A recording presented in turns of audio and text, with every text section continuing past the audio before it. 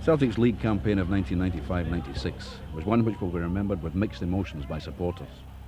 Having completed the term with a record points total and having conceded only one defeat, they were narrowly beaten by Rangers in the championship battle. However, the progress that has been made by the club has been astonishing. An accomplished team played a style of football that was nothing short of breathtaking. The disappointment of just failing to grasp the title was tempered by the knowledge that on and off the park, Celtic were again a force to be reckoned with.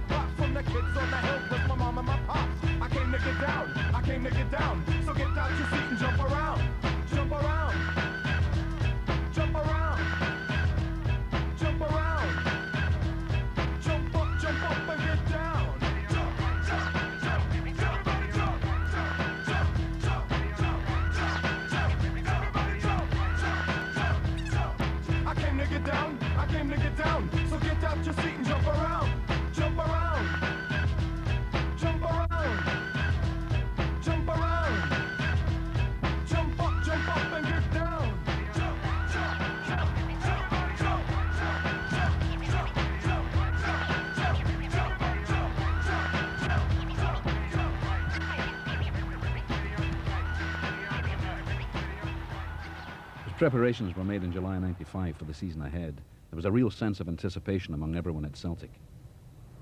The relief of returning to Celtic Park would be a major boost after a dismal season at Hampden. Manager Tommy Burns had made it clear that his objectives would not be realised overnight. However, he has been encouraged by the fact that more has been achieved than he could have hoped for in such a short period of time. We've got back to winning games regularly, and they've also got back to playing a high standard of football regularly, and having a real genuine consistency about them, and getting the club a bit of stature back. That, I think, allied to the support that have been there to support us every game, especially here at Celtic Park. And I think there's certainly been a new buzz, for want of a better word, great atmosphere about the place. I think the supporters now look forward to coming and watching the team playing, because they're playing the way they want them to play.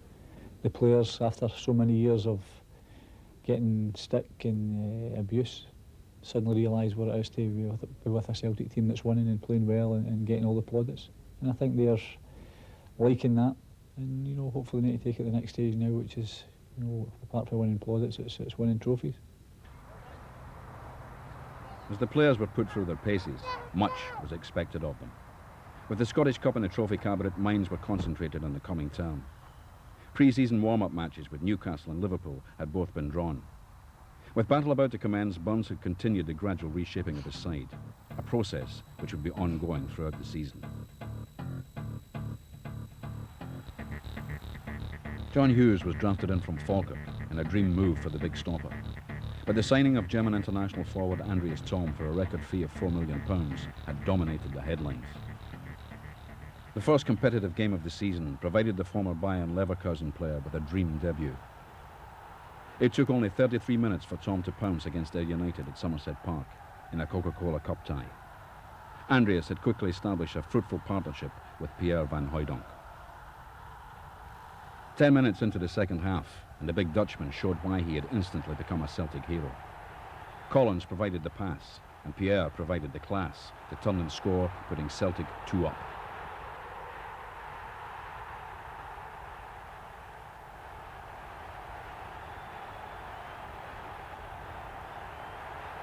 John Collins made it 3 from the spot, ensuring Celtic's place in the third round of the Coca-Cola Cup. The first league match of the season entailed a visit to Kirkcaldy for an enthusiastic travelling support. One of the now familiar rituals was that of the pre-match huddle, a new innovation which would be seen before the start of every match. It wasn't until near the end of the game that Celtic finally made a breakthrough. A chance for the bar, then Van Hooydonk! He scored! Celtic are in front with just 11.5 minutes left. Celtic again faced Great Rovers at the end of the month in the third round of the Coca-Cola Cup, beating them 2-1. The 10th anniversary of Jock Stein's death was commemorated with a visit to Pittodrie. Celtic had not claimed a victory there since 1988, and after only a few minutes, looked unlikely to do so on this occasion. Tom Boyd is turned in, and Aberdeen take the lead.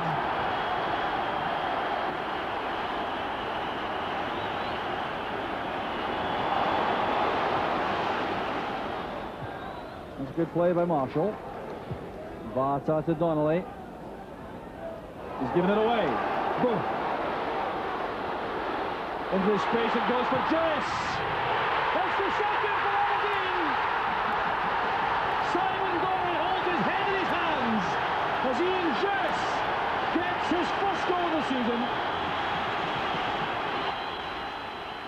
The first game up at Pittodrie at the beginning of the season, it was live on the television.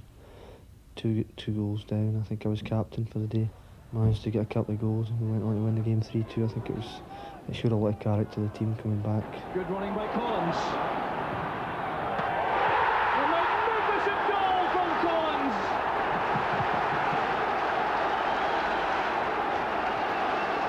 Snelders beaten comprehensively, and that was a stroke of a master.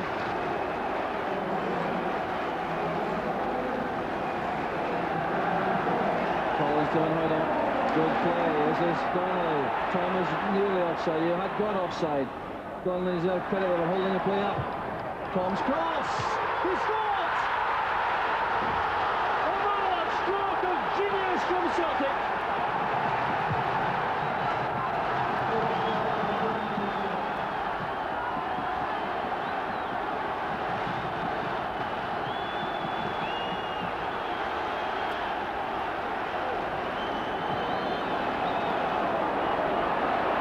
Forced to hurry there by Tom.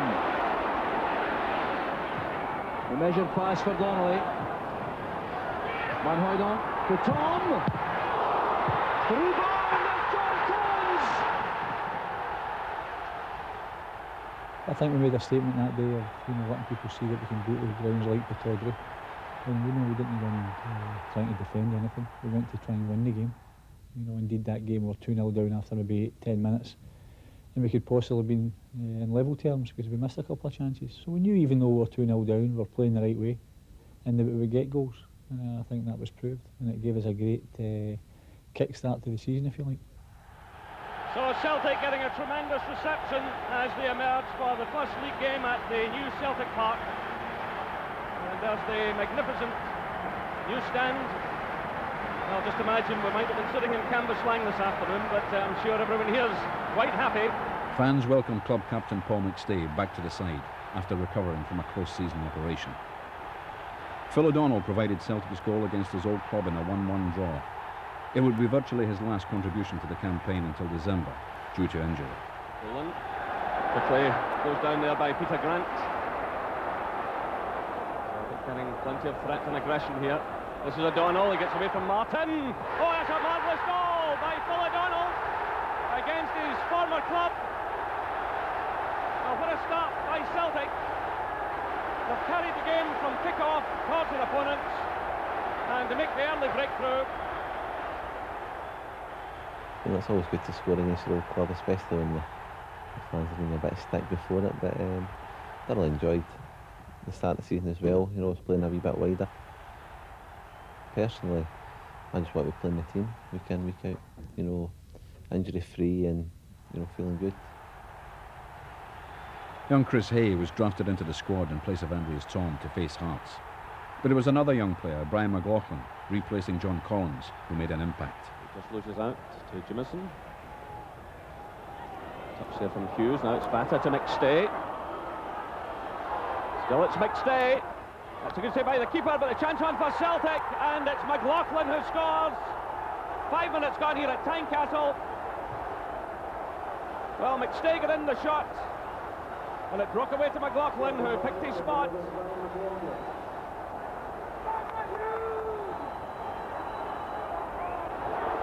And Celtic lead by a goal to nil. There's the goal scorer, McLaughlin, stabbing the ball through to Walker. McLaughlin again, looking very much in the mood this afternoon. Good play again, and it's another tremendous goal by McLaughlin. 8 minutes gone, he ran right through the Hearts defence. It's Hearts 0, Celtic 2. Jubilation among the Celtic players and the supporters. This is Hamilton.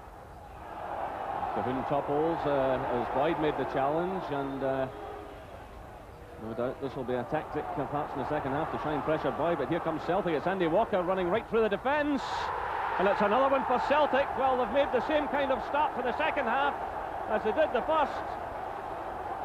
2.5 minutes of the second half gone. It's now Hearts 0, Celtic 3. It's Andy Walker.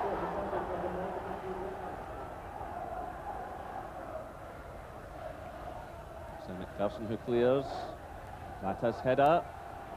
And there's no offside flag here. It's Walker. And it's another one for Celtic. Andy Walker gets his second of the game.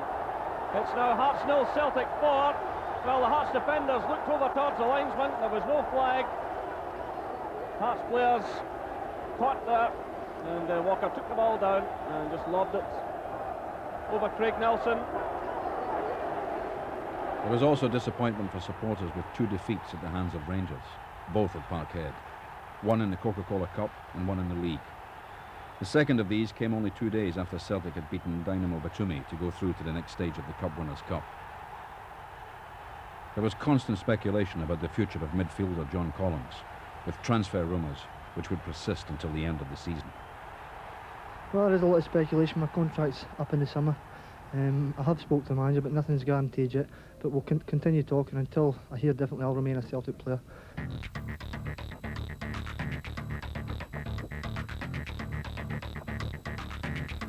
The beginning of October saw a new face at Celtic Park, with the acquisition of Jackie McNamara. The promising youngster signed from Dunfermline for £600,000. It was a bit nerve-wracking to start with. I thought maybe I'd play a couple of games and go into reserves, but I seem to have kept my place, which is surprising and also good in a way. Austin Grant. Donnelly. Now Van Hooydonk. That's it! The goal's been coming.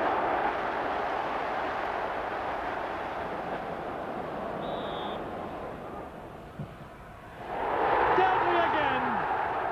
John Collins with a special.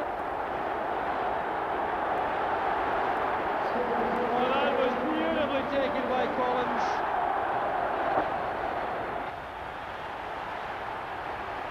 The manager's strengthened the team with quality players. I think his buys have come in and they haven't needed any time to settle at all. They came straight into the team, fitted in like a glove, and playing very well, all the signings. And on top of that, the players who were already there are playing very well as well. The whole team's playing with a lot of confidence. It's Collins who strikes it. Well, that's a magnificent goal by John Collins. The perfect answer.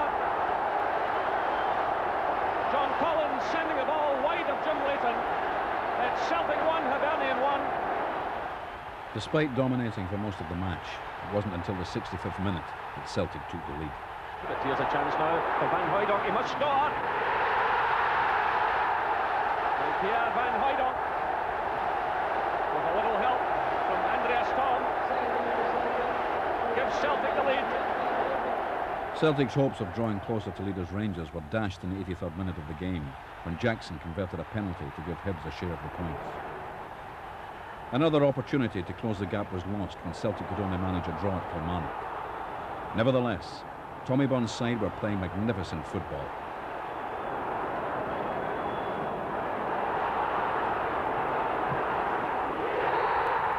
Brian McLaughlin, having finally found the scoring touch, used it to good effect against the Dons.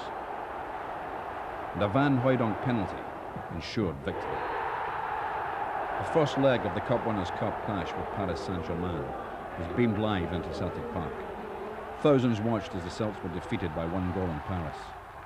In the return leg, the French aces scored 3 times without reply and ended Celtic's European ambitions for that season. Fans' favourite Tony Mowbray departed in October to join Ipswich in a £300,000 deal.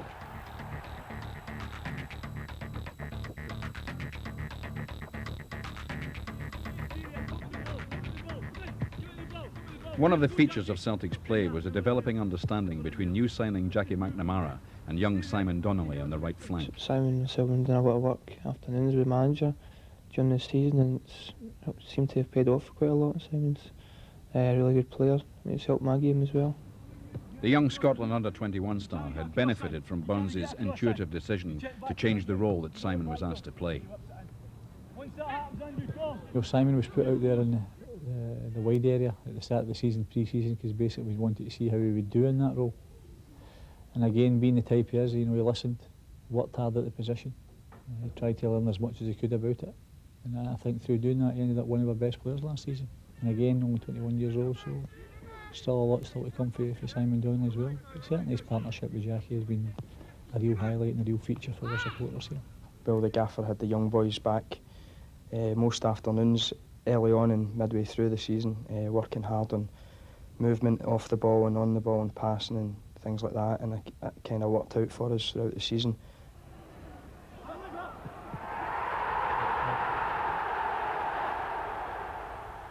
The season before last obviously struggled goal scoring wise, but the gaffer had put us in a kind of deeper role playing wide on the right, so expectancy wasn't there to score as many goals, and luckily enough I managed to score I think 10 or 11 goals, so I was quite pleased with that.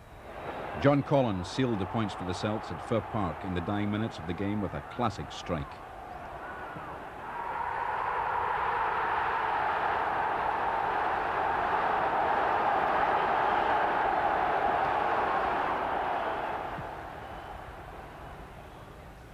That's McStay. Good run by Collins. Provides the cross, the chance on for Van Hooydonk. And Celtic make the breakthrough after 35 minutes. Pierre's double strike against Thistle was the perfect answer to those who had questioned his abilities. 6 goals in 15 games had prompted some unwarranted criticism. However, he would go on to prove himself a natural goal scorer. The game of the month, and probably of the season, came in the middle of November, when Celtic visited Ibrox for the first time that term. A crowd of 46,000 and a live TV audience of millions were treated to a classic encounter. Celtic had not been beaten at Ibrox since January 1993. With 4 points separating the sides, Tommy Burns' men were looking to make up some ground. This is Tom. Andreas Tom's going to try one here. Oh, that is an incredible goal by Andreas Tom. What a mighty strike, an awesome strike. 9 minutes gone here at Ibrox Stadium. There's jubilation among the Celtic fans. A stunning goal by Andreas Tom, which gave Andy Gorham no chance at all. The gap opened up. It was obvious he was going to hit it. But my goodness, what a goal. His 7th of the season. Touch from Richard Goff. This is Gascoigne. Still it's Gascoigne, forcing it through. Chance on here for Laudrup. And it's a great goal by Laudrup. And this time, it definitely counts. John Collins starts his run. And it's gone in. And again, the Celtic fans celebrate. There's a good bit of movement the far side of the box. Gascoigne strikes it in. Super Ali does it again.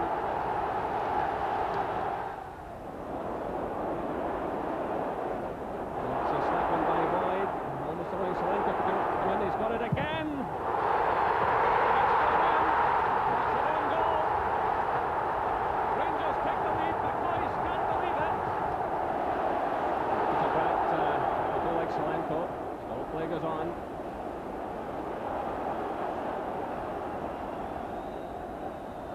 So Celtic with it all to do now. Josh McKinley gives the cross. It's Van Hooydonk.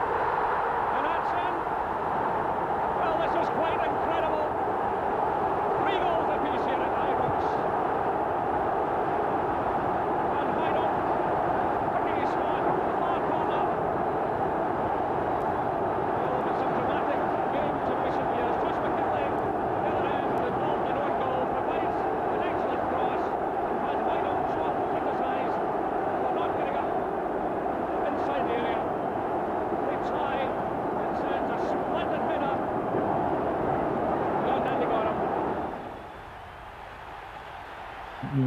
probably entitled to think that if you go to Ibrox and score 3 goals, you're going to win the game. So defensively, we've got to look at ourselves that day, and some of the goals we lost weren't what we're looking for. But as I say, these games can all change in one moment. You can go and score a goal and think everything's fine, and before you know where you are, you're 2 goals behind again. As I say, it was a great game for both sets of supporters. I'll let everybody see that we're a lot closer to Rangers than what we were possibly 6 months or a year ago. And I think there was a statement made that day as well, that the fact that we're still undefeated in the 2 years we've been here at Ibrox. We go in there and we don't fear going there. I don't think, to be honest, Rangers fear coming here either. John Collins made a piece of history for himself that month with the first hat-trick of his senior career against Hearts in a 3-1 victory over the Edinburgh side. Celtic were attracting plaudits for a fluent and entertaining style of football which could rip opponents to shreds.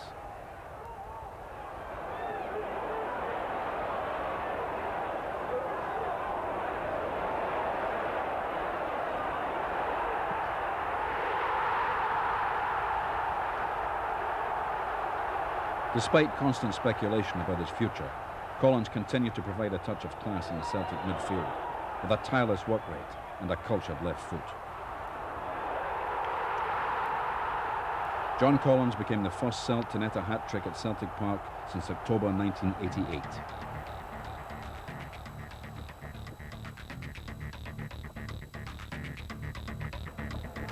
December, and another incredible match with visitors come on, causing some anxiety among the Celtic ranks. Ali Mitchell scrambled the loose ball home to give Killie an early lead. After 23 minutes, things went from bad to worse when the Ayrshire men added to the lead to cause palpitations among the Celtic support. Yeah, I think over the piece there was a lot of games where we actually maybe lost the first goal.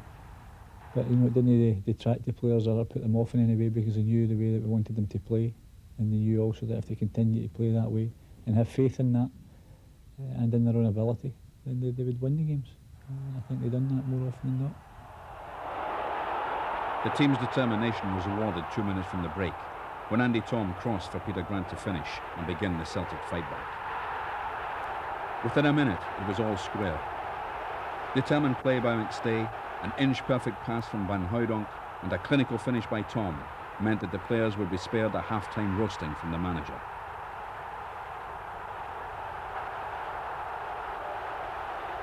In the second half, Pierre finished off the job with a double strike which guaranteed victory against the side who caused problems for Celtic throughout the season. Celtic's determined fight back had demonstrated a will to win and a passion which had been lacking in previous sides.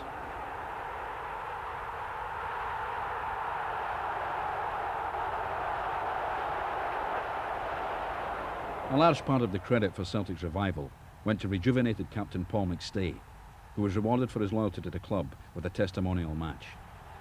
15 years after he pulled on the hoop jersey for the first time, supporters paid tribute to their long-serving captain on the 12th of December. It was a very emotional night. I think it's totally different though for all these people to turn up for Paul McStay on the night, but support the team as well. But it was sort of to show their appreciation of maybe what they helped to do at the club. They've played a part in it for the last 14 years or whatever, and for them to turn up for Paul McStay, I must say it was hard to take in at the time. In front of 37,000 supporters, Celtic defeated the English champions Manchester United 3-1. Young reserve keeper Stuart Kerr made his top team debut and didn't look out of place among the seniors. It was also a memorable night for Chris Hay, who added to the 2 Van Hooijdonk goals to give the Celts victory. However, the night undoubtedly belonged to the maestro, in what was an emotional occasion for Paul. I don't think you'll find any dissenting voices within the Celtic support about Paul McStay. They love him. They probably feel they own him. He has been Celtic for a long number of years, and you only have to look at the reaction of the support for his testimonial match to see just how he's endeared himself to the Celtic fans over the years. He's going to be a big loss to them when he does finish. I think that's when we'll really appreciate just how good he was. As he's got older, obviously, trials have came to him and tribulations have came to him as a player when things have been going great. he was there, he was always the same. When things didn't go quite so well for him, obviously there was criticism there for him. But these are all things that are experienced in life. And sometimes when you live through that, you become a better person for it, you become a better footballer for it. And I think that's the case with Paul. And I feel now, at the age he's at now, maybe 30, 31 years old, he is really the person that would epitomise what a good Celtic footballer, a very good Celtic footballer should be. He's had a great career. He's had all that experience of 14, 15 years playing for a real top team, where there's no hiding place where he plays. He's always under the microscope. Everything's dissected and looked at, upside down, inside out, how's he played this week and everything like that. So it's a public trial every week for him and players of his stature. And he's lived through all that. And now I think you're looking at a marvellously mature footballer with, I feel, his prime years with him now and also still to come.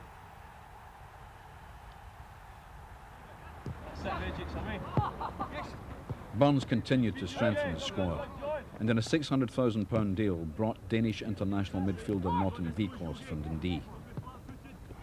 He made his competitive debut in a 4-0 victory over Hibs.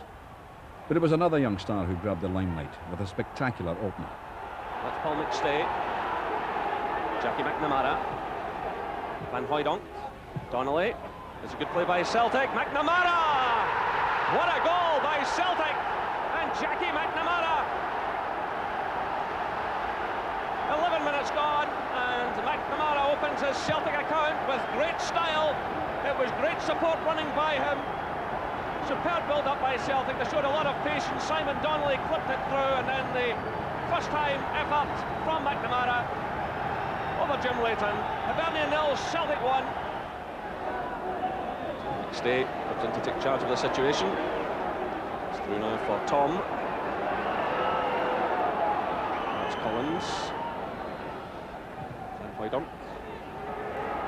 There's Tom, good skills there, getting away from Milne. The chance is on here, and it's Phil O'Donnell. It's another terrific goal by Celtic. John Collins is calling for the ball on the far side. Is it through now for O'Donnell?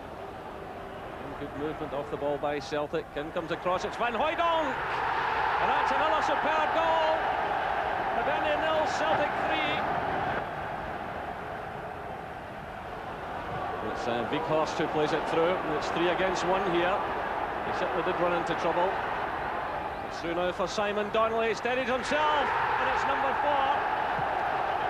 With 5 minutes left here at Easter Road, Simon Donnelly makes it 4-0, and Jim Leighton there, picture of dejection. Tom through for Collins, good play by Collins, Van Hooijdonk, and Celtic make the breakthrough. Pierre's strike brought Celtic's tally to 15 goals in 5 games, before harsh winter weather forced the cancellation of the last 2 fixtures of the year. As 1995 drew to a close, Celtic lay second to Rangers in the table. During the enforced winter shutdown, with the first team concentrating on maintaining their fitness, Tommy Burns and the backroom staff turned their attention to the development of the stars of the future. Having already spent time at Ajax, they brought a top Dutch coach to Scotland. Marvellous education, to see how they do it there. And also they're kind enough to let Heine Otto come over here for 3 or 4 days, which was a great experience for all our coaching staff, myself included. And just basically to learn, and you know, obviously to take how they do it, how they teach the kids, what they teach them, and why they teach them that.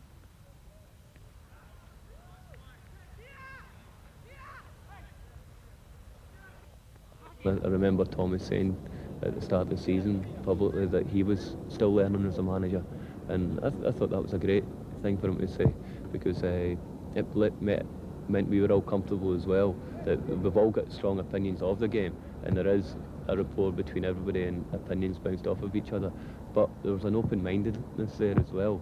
We know how we want to play the game, but we're also looking at other people, how they do it. Celtic traditionally had a great link with bringing through their own players, their own talent, and it went wayward there for a few years. We're starting to now produce players through the youth system into the reserve team and even into the fringes of the first team, which are a standard of what we expect at Celtic. the most important thing, as far as I'm concerned, is the fact that we have to upgrade the training facilities in order to teach the young players. You know, for too many years the training facilities here have been totally inadequate, which is still the case. But I think now that the board are suddenly realising that that's where the money's going to have to be spent, getting the facilities right in order to attract kids and also make sure you've got the right personnel there, the key personnel, which is very important, in order to teach the kids. While Tommy Bonds kept an eye on the future, his immediate thoughts were occupied by the title race as the festive season approached and the season reached midpoint.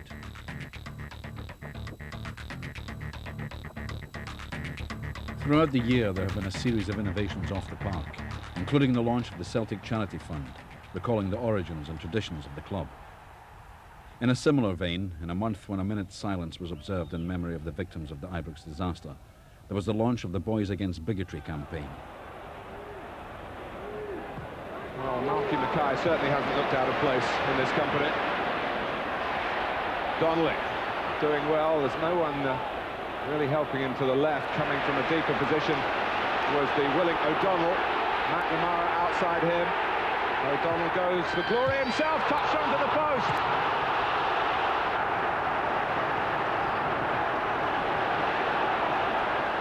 Now it is Andreas Topp.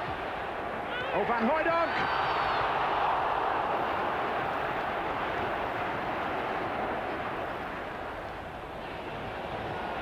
A little later on the scene this time, didn't need to be there so early with Tom Boyd involved, but look at the progress that he's made. Oh, and that was Tom, and it stayed out. An outstanding goalkeeping display by Andy Gorham was all that prevented Celtic from claiming victory over Rangers earlier in the year.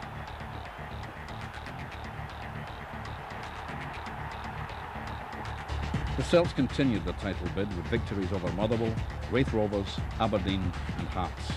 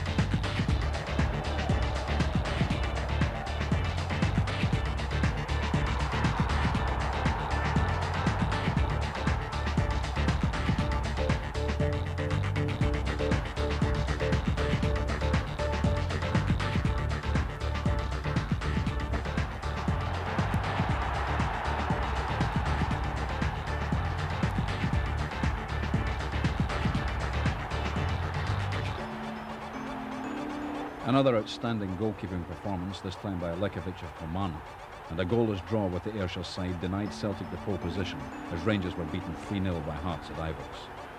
At the end of January, Celtic sat only 1 point behind Rangers, having played the same number of games.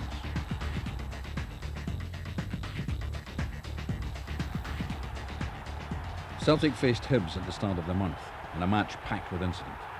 In the first half, John Collins and Hibs keeper Jim Leighton were involved in a sickening clash of heads.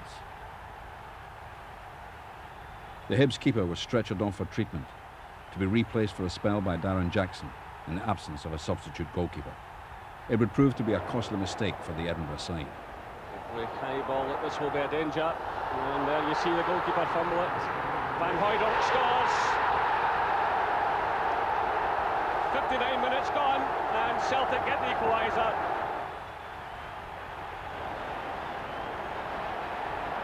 Kinley doing well to get in the cross. Once again, it's David Farrell who's there. It's returned by Grant. It's Paul McStay! That's a wonderful goal by the Celtic captain. Paul McStay gets his first goal of the season. What an important one it might turn out to be. Jim Leighton got his hand to the ball, but because of the power of the shot, he couldn't keep it out. Celtic paraded new signing Georges Cadetti in front of fans at Celtic Park to a tumultuous reception. However, problems over the Sporting Lisbon Stars registration meant that it would be a further 6 weeks before the Portuguese international would be able to perform in the Celtic jersey. Celtic went on to chalk up another victory over struggling Partick Thistle, with Peter Grant, who is to be the next recipient of a testimonial, scoring the opener.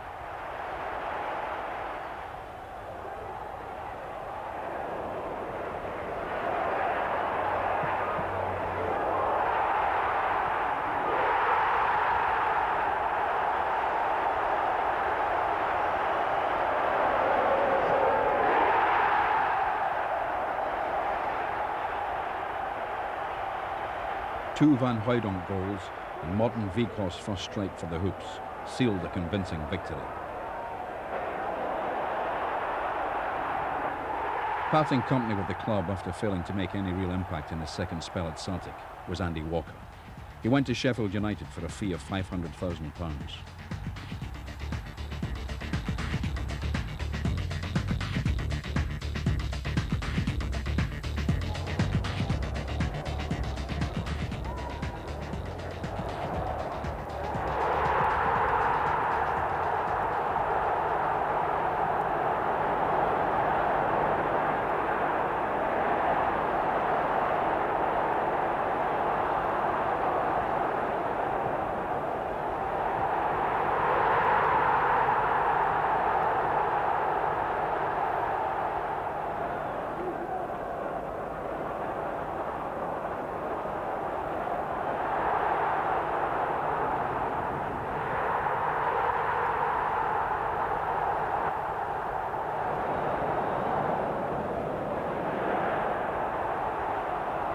A convincing 4-0 victory over Hearts meant that Celtic had triumphed in all their meetings with the Edinburgh club that season. Tommy Burns had assembled a side which combined real determination with flair and skill. He had achieved much of what he had intended ahead of his anticipated schedule. Keep that in my mind all over the pitch, so that we know that. And for the front players in particular, we've always got to be together. We've always got to be together. Always close to one another, no 70 yards away from one another. Once we get into the last third, then we've got to come alive. Come here first time, be on to the second one, first one turns and plays it in. And we can do that as we're playing. But think about that, the third one, it's the third one. Okay, come on. The group of players we've got, I think they came through many sort of stages and phases that would possibly normally have taken maybe 3-4 years to do that. I think they've come through that in 1 year. You know, it says a great deal about them. I mean, there's the high-profile signings. Andrews Tom was a club record. Pierre Van Hooijdonk, they cost significant amounts of money. But I think if you look at the job that John Hughes, Tosh McKinley have done as well, it's not always about the £1 million or the £2 million player. The real trick in football management is getting value for money. And I don't think Tom has made a bad signing. The likes of Tosh McKinley has been a wonderful signing for us. John Hughes, again, you know, both players at 30 years old, we gave an opportunity to come and be pool players basically for Celtic. No giving them any guarantees in any shape or form. Basically just saying to them, come and if you're in and you're playing well, you'll get an opportunity. If not, then you know that there's a big squad and it's Celtic, it's no Hearts or it's no Falkirk, it's a big club, and see what you can do. And the two of them have grasped it with both hands and been outstanding. For Tosh McKinley, at the age of 30, his longed-for move to Celtic had also earned him his first call-up for the national squad. when you are a Celtic supporter, then it's obviously the pinnacle of your career to come and play in the Celtic first team. I did get that opportunity. It's probably when it comes late in your career that you do appreciate it more. But it helps when you come and play with the calibre of players like Paul McStay and John Collins. If you're in a bit of trouble, all you need to do is give the guys the ball and they get you out of trouble. There was a Young Player of the Year award that season for another signing. And Jackie McNamara was a young player that we brought in. We thought to ourselves, well, he'll maybe play 25 games for us. But again, we're only really thinking of him as being a regular player. But again, the exact same thing happened. He goes in there, and McNamara just get better and better as the season went on. St Patrick's Day was the appointed time for a crucial encounter with league leaders Rangers at Ibrox. Only 3 points separated the sides at the top of the table.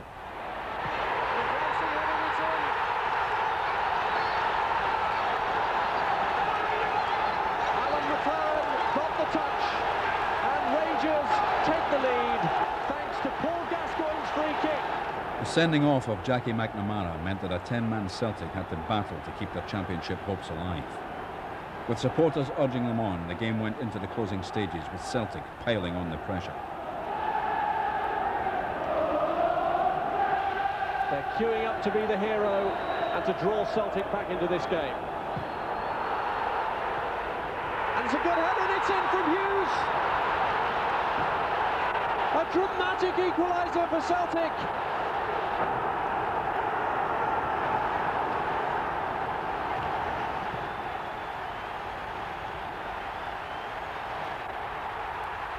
And I really think that we've been in a position where so early, as I say, we're only here 2 years, I think we're in a position so early where the Old Firm games would be so critical. So I feel we've caught up very, very quickly on them. It's at the stage now where Old Firm games are back to what they were maybe 15, 20 years ago, where if one beats the other, there's a chance they'll win the league because of that.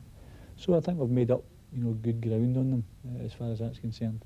I think in the games we played them, most definitely 3, possibly even 4 that we should have won. So in the games against Old Firm, I think there's very little to choose, to be honest with you, because I think we matched them more often than not. Played very well against them.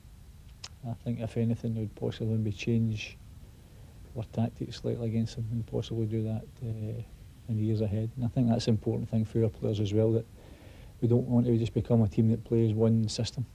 Otherwise teams can make things difficult for you then. It's important to be able to adapt and change. So we'll be concentrating a lot on that with the players this year as well, so that we don't just become a one-system team.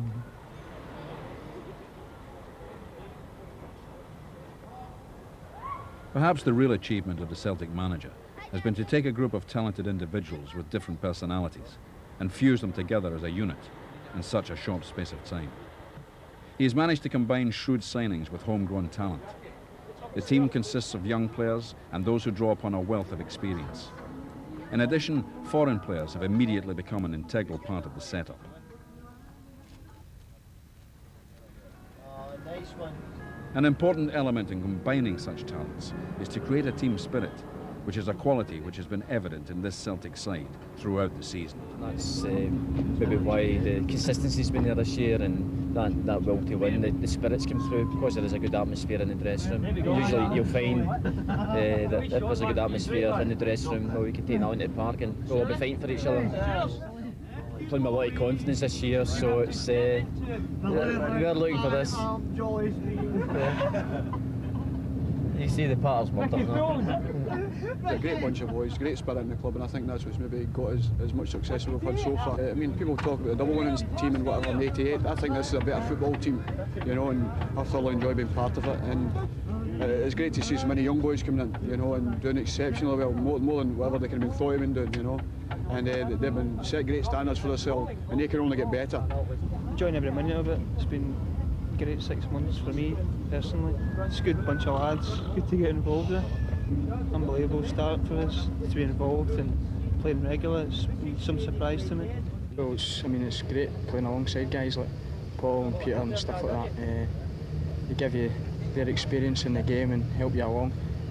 Especially when I broke into the team a couple of years ago, they helped us a lot. And now there's a few youngsters coming in as well, so we've got a good mix. So it's going well. The team played very fine, very good. And it was very difficult for me in the first 3.5 months because I lived there in the hotel together with my wife and the kids.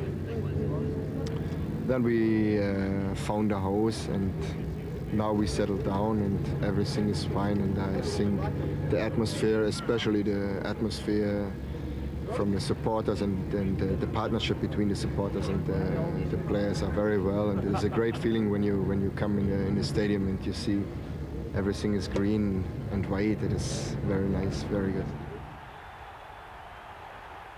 Supporters responded to the team's performance on the park by backing them in huge numbers. Throughout the season, attendances soared. Our average ended up just under 35,000, which was close to our capacity.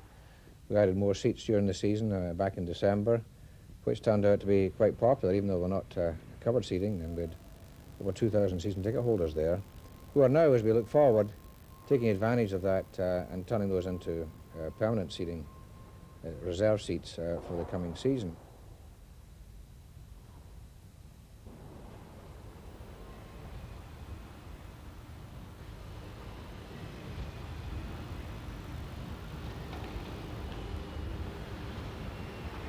Work has continued in the stadium throughout the close season, and with the construction of the new south and southeast stands, there will be an additional 13,000 seats. We're looking forward to having obviously bigger capacity. We'll have 47,500 seats here, all excellent seats. And within that capacity, I would say about probably close to 80% season ticket holders. Not only that, but you realise that the people who are sitting in each seat all have an excellent view of the playing surface now. I would say superior to just about any other football park. So I think the enjoyment of the spectator has been added to just by having a better stadium.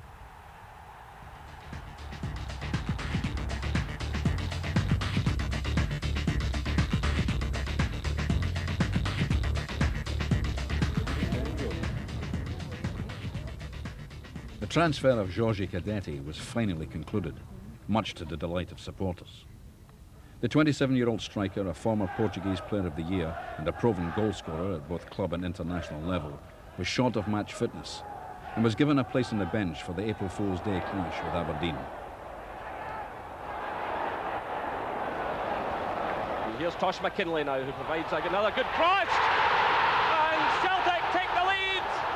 Simon Donnelly with 2 minutes played. The perfect start for Celtic.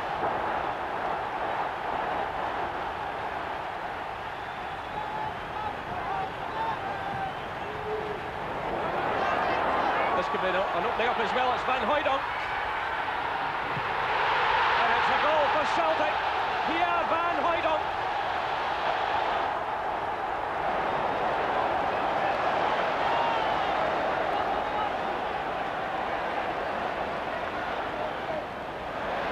Van Hooydonk. That's McKinlay.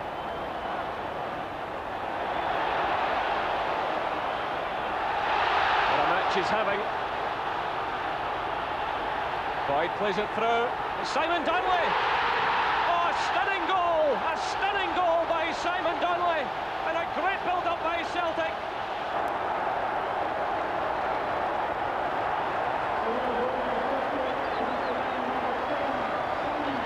Just listen to the welcome for Jorge Cadet.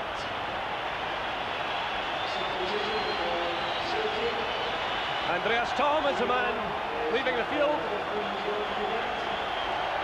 And it just gives you an indication of the quality now coming into Scottish football. The German international leaves the field, and on comes the Portuguese international.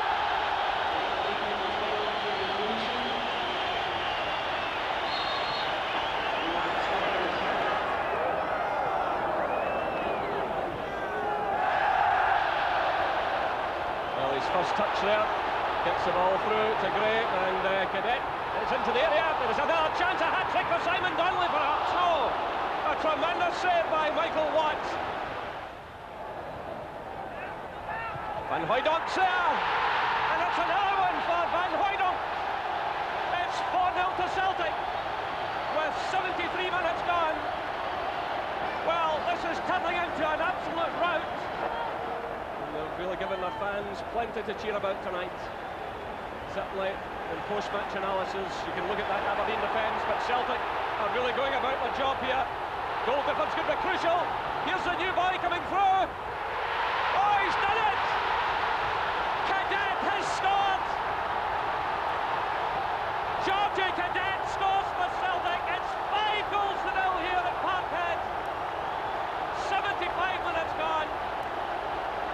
Georgie Cadet has only been in the field a few moments. And we're looking here at the new Celtic hero. Peter Grant sent the ball through. And what a cool finish from the Portuguese international player, just clipping the ball over the goalkeeper. Another magnificent goal.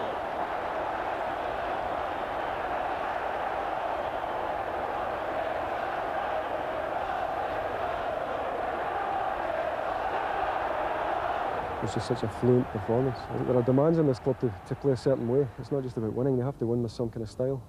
And this is a very, very stylish side, good to watch. And it's a side that I think is worthy of the support now, and that hasn't always been the case in recent seasons.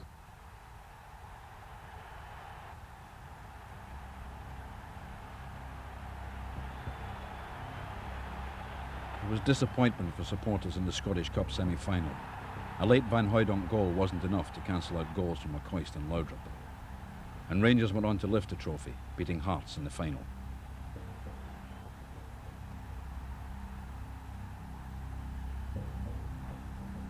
Other than the 3 each game at Ibrox, when Rangers made it a very open contest, Rangers have tended to play nice and tight at the back, offer Celtic a bit of room and space away in midfield and in their own defensive areas.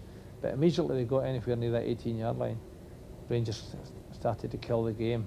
And basically Rangers have won those competitions through having a stout defence and the ability to go and hit Celtic on the break.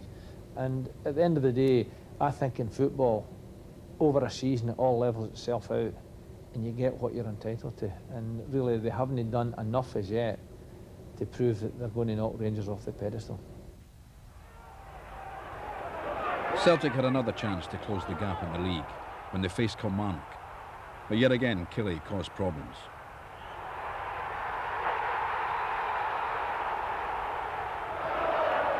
As the news filtered through that Hearts were beating Rangers at Tynecastle, Celtic pressed for an equaliser. It eventually came from Pierre Van Hooijdonk, who pounced to score with a sensational strike.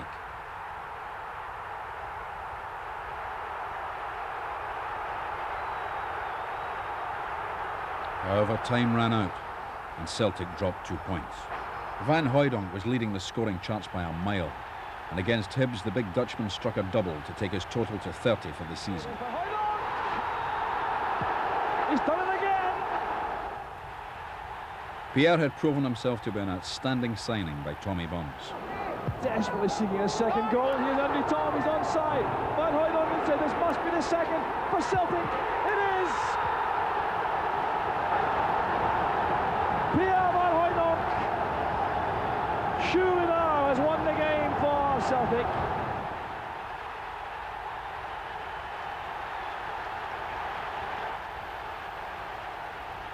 Well, I think Van Hooijdonk's just a goals machine, to be honest with you. I think he's just the type of lad that'll always score goals.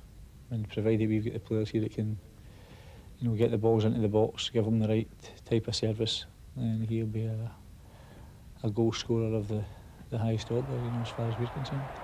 His goal-scoring partner Andreas Thom is also an example of Burns' astute dealings in the international transfer market. Well, I think he's more a provider of goals, influences the team well. He's a very intelligent player. And looks to, you know, get in behind defences and set up chances for other players. But I think him and Pierre, you know, I think their partnership worked very well for us this year, for a long time. It made a difference in games. You know, Andy would do something special, or Pierre would get us a goal or whatever. So they two have made a big impact on our team this year. And I think the arrival of Cadete the last couple of months of the season, we gave him maybe 4 weeks to get himself into decent fitness before we put him in for a full game.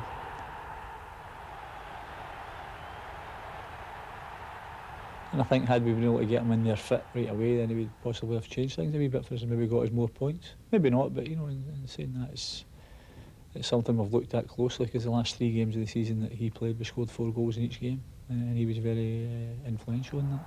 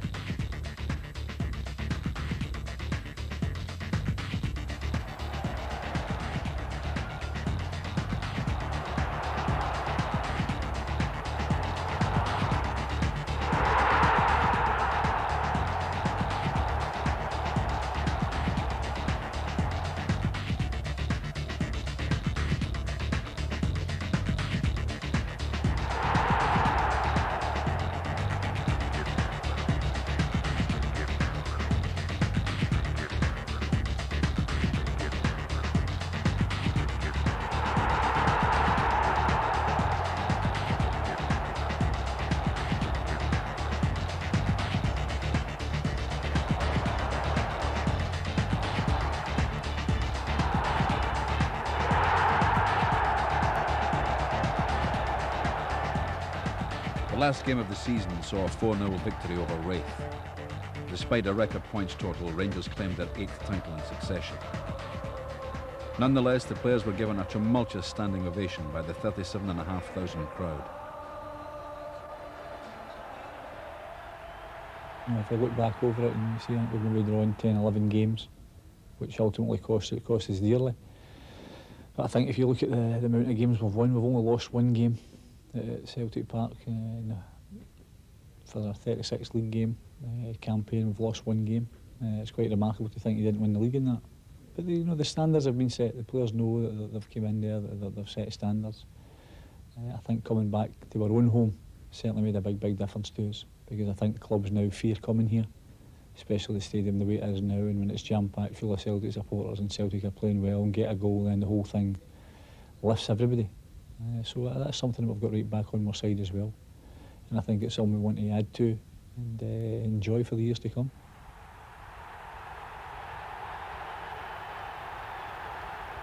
I'm not a football expert, but I think the fans responded well to the efforts made by the players. And it was a good season from a performance standpoint in terms of playing. I think to finish the league with only losing one game and probably very few setbacks in the whole programme we went through is a very positive thing. Now, naturally, we're a bit disappointed it didn't turn into silverware, but I think the message is pretty clear that the club has come forward quite a bit. Evidence of that progress has been ticket sales for the new season. Around 37,000 supporters have purchased season tickets so far, adding greatly to the income generated by the club. Well, the first most important item for revenue, I think, is the ticket sales and the season ticket revenues. And they're the bedrock on which the club bases its other income. And they all come from success and an attractive product. And that is a combination of good players, good results, good facilities, and a good attitude and a good service to the supporter who buys tickets. So those elements all go into that product to start with. There are 6 revenue-producing parts to the club. One, of course, is the ticket sales. Another is the merchandise and retail and catalogue. We try to trade upon the Celtic brand name, which gives us, I think, a very big advantage over other clubs in producing revenues.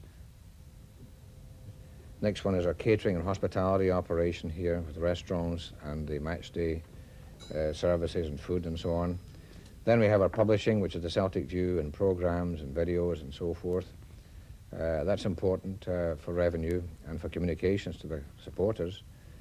And we have our corporate services, which provides benefits to business buyers, such as advertising, corporate boxes, of course broadcasting, television rights, licensing and other income sources. And last but not least is our Celtic Pools operation, which is the biggest in the UK and helps the club enormously by providing extra revenue, mainly for the stadium development, of course, but I think in general terms we have to make sure that the revenue is going ahead as our costs go ahead. As we attract big-time, expensive players, we have to have all these sources working for us to make sure the club is taken to, as we all want it to another level.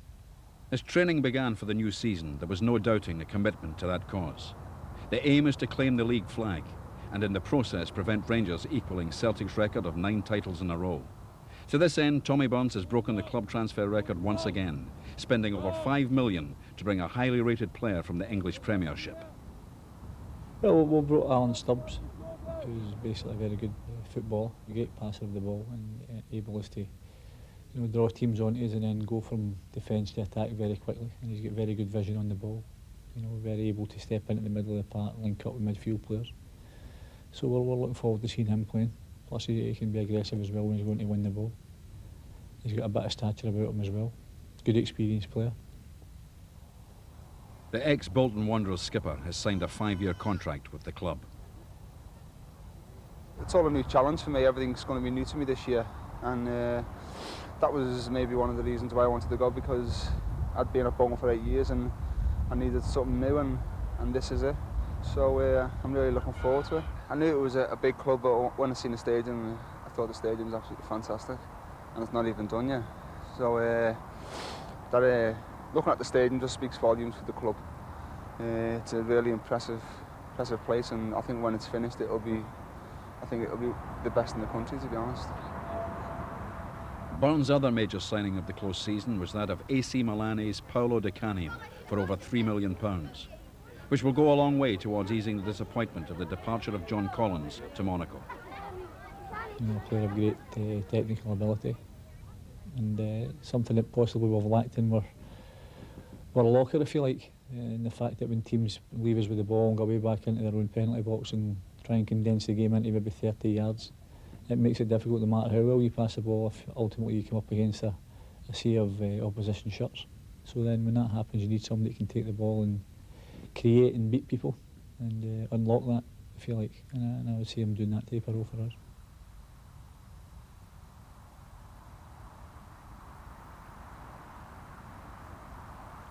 As anticipation for the season ahead grows and the team prepare for the new campaign, supporters can reflect on how far the club has come in such a short time and the part that they have played in turning the club around.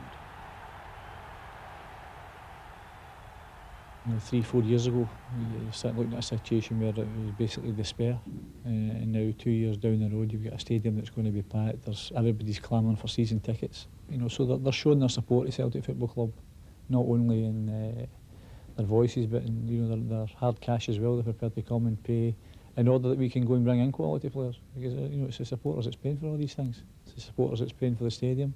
It's the supporters that's paying for the top quality players we're bringing in, and they're going and they're showing that support. And I think we'll get maybe something like 37,000 season ticket holders. Perfect example, really, because they're going and they're showing exactly why they're supporting the club and how they're supporting the club. My message is, it's great to have you here. You're here for one purpose, and that's for you. And your demands and your aspirations are exactly the same as mine. So on a personal level, as a supporter as well as being a director and a principal owner of the club, I'm as anxious as you are for success and can't wait for the season to start. Well, our hopes are to improve in every facet and every aspect of our team. Both as an attacking force and as a defensive team as well, working on all these different things, because there's great expectations of us. I've got great expectations of the team, of the club, where I want to take them to, or help to take them to.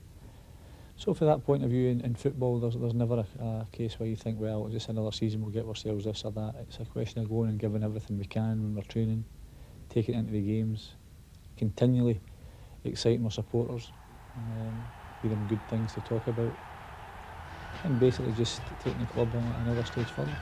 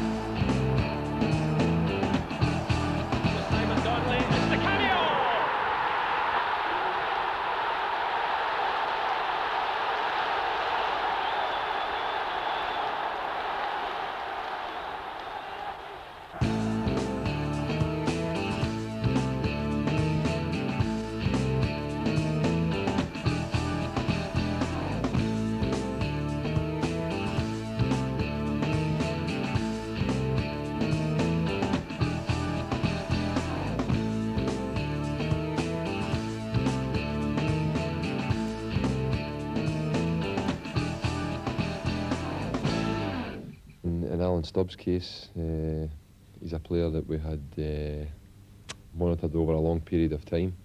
An emerging talent in England, and one which a lot of big clubs down there were interested in. And I think a bit of good fortune on our part that we moved and did the deal very quickly, enabled us to get him. Billy and I watched him a couple of times actually when we were with Kilmarnock, and he played with Bolton. And we always thought, you know, he looks a real good player. If we get the chance to get him somewhere along the line, we'd go for him. So ironically, it worked out that way. We were able to go back and get him. We'd obviously like to have paid a wee bit less money for him, right enough, but it's cost us a hell of a lot of money. But you know, Alan Stubbs will be a player here for many years. A wee difficult start when he came. In the first game against Aberdeen, you know, he gave away the penalty, he got himself sent off. He's shown the red card to Alan Stubbs on his competitive debut. But certainly since he's come back in, he's shown a marvellous attitude. You know, he conducted himself really well. And the biggest thing and the best thing about Stubbs is that he's a real winner. He comes from a very tough Liverpool background, so he's somebody that's hungry, and that's what we need here is hungry players. And Stubbs is, you know, epitomises that. Coming from Bolton, obviously it's not as big a club as Celtic. So I think when I first come up, you get caught in all the tradition, and I think with this year being such a big year, everyone who spoke to me just was talking about 9 in a row. So I think playing-wise, there's not much difference. Yeah, I think it's roughly the same. A lot of clubs you're training and your playing's very similar, but it's just adjusting to the climate for one thing, and just a few playing problems, that's all. I don't like interview because for me, and speak my feet in the pitch. The first important because my expression in the pitch for people, for supporters, for me is normal. I happy because in the first moment when I came in Glasgow, arrived in the first moment in Glasgow, I have a lot of friends, very nice people, Scottish people, but Glasgow different people, no? For football, very, very crazy. It is lovely for me because when I stay inside the pitch, this atmosphere for me, my life. Thank you very much, my friend. See you. Paulo Di Canio was also a player that we tracked all last season, and Milan at different times in the season he was available, and then they got an injury and they had to keep him and that type of thing. But Paulo, the one thing we knew was Paulo was desperate to come to the club, and so we felt confident about eventually getting him. He brings to the side a bit of individualism. Here's Di Canio. Well found by Van Hooydonk for Di Canio. Di Canio was one that at 27 years old, he'd been to all the big clubs in Italy. He'd been to Juventus, he'd played with Napoli and AC Milan. Fabulous talent. But was possibly unlucky that he was never a real regular player with any of those clubs. He always seemed to be somebody that'd be there in the squad, on the bench, coming on for a game or two, then back out again, which is maybe normal for a club like that to have quality players like that just basically on standby. For us to bring him in here, he's taken the opportunity with both hands. He grasped the responsibility, knows what's expected of him. He's the one guy that's got a licence in the team to go and lose the ball, if you like, because we know that people of his creative ability always run the risk of losing the ball. But that's the price they pay, and it's a price we're prepared to accept, because most of the time we'll be creating havoc in the other team's defence as opposed to causing us problems. But he's settled in very well, plays with a great spirit, Maybe overdoes it a wee bit at times, but I mean, we can forgive him for that because he puts his heart and soul into it, and he's got a real affinity with the supporters here now. And he feels a great pride in playing for Celtic, and he wants to do everything right. So we've been very pleased with him.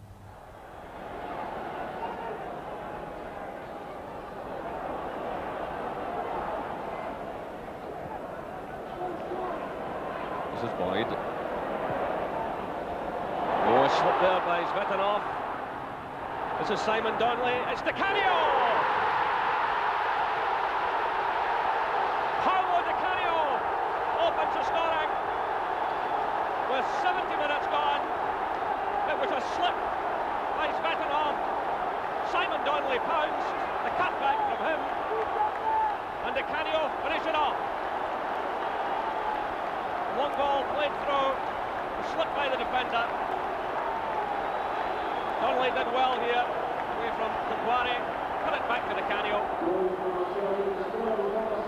Celtic 1, Aberdeen 0.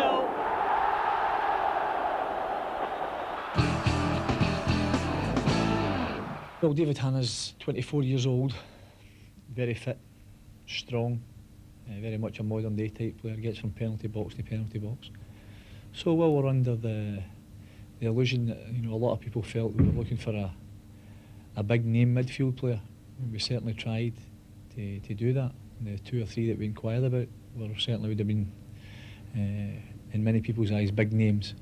But the old adage in football is that you can go and ask, but if you're told no, you have to go and go on with the job. So that being the case, then we looked about and we thought, well, we've got Phil O'Donnell there at only 22, 23 years old. We've got Simon Donnelly at 23. A few other, McNamara's only 22, 23, O'Neill 24, Weghorst 24. So we've got a good young squad there, and we thought, well, if we can get ourselves another good quality midfield player, it would certainly be a good help to us. And David Hanna was one that we thought about maybe over a year ago, but because his problems with Dundee United, we decided to leave it a while to see if that could sort itself out. As it ended up in the long run that everything's okay, and we've managed to get him here, and we think he'll be able to do a turn for us in the years to come. Well, we see him as basically a right-sided midfield player. He's also a lad that can go and play in central defence as well. Different from the normal Celtic midfield players, whereas in recent years we've had the likes of Paul McStay, John Collins, who are basically players that like to build the game. But we had to look at the whole picture and think that over the last 6-7 years we've had that type of creative midfield player there, but the club hasn't really been successful at all. So you can either go and keep looking for that type of player, albeit if you can get them, then that's the type you want.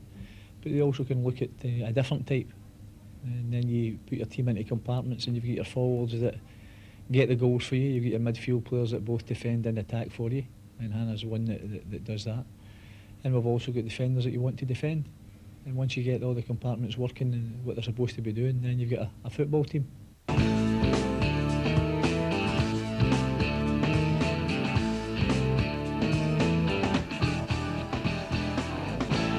Really looked forward to that day. There was a massive wall of noise, and when the team came on just before the game, everybody was ecstatic.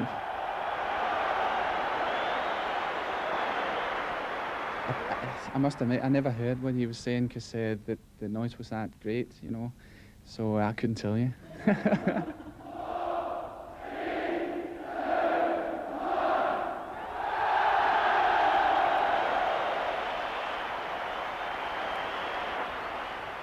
And the noise is absolutely, it's like a crescendo, just builds up, and it actually feels as if your ears are going to pop. It's unbelievable. I think when the other end goes in, it'll be even better, or even worse, whatever way you want to look at it. But it's certainly a fantastic and a unique atmosphere, which I feel only Celtic supporters can create. And I'm no doubt that that atmosphere will be something that will be spoken about for many, many years to come. 40,000 plus inside Celtic Park, and so the perfect stage for the perfect pre-season glamour game. Andreas Thom, along with the man relishing the prospect most of facing his former club mates, Georges Cadet. Josh McKinley to Tom Boyd, just getting an early feel of the ball on the lush green Celtic pitch.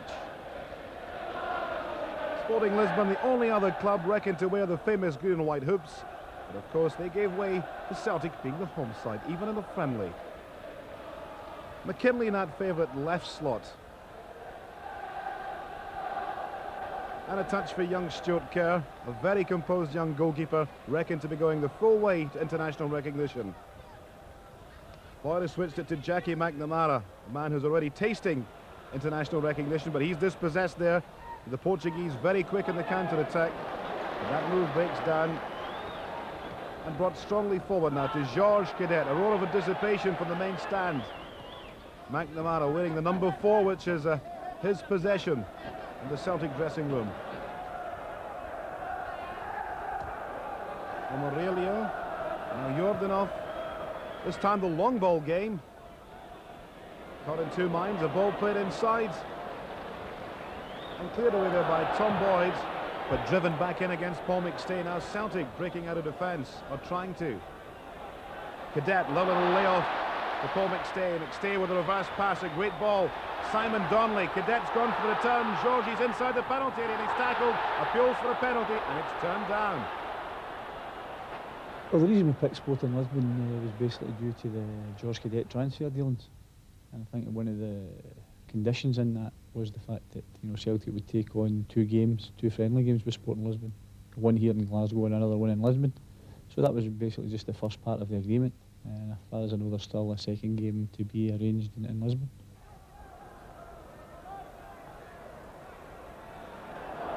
Josh McKinley, typical style, the head is down, he's motoring.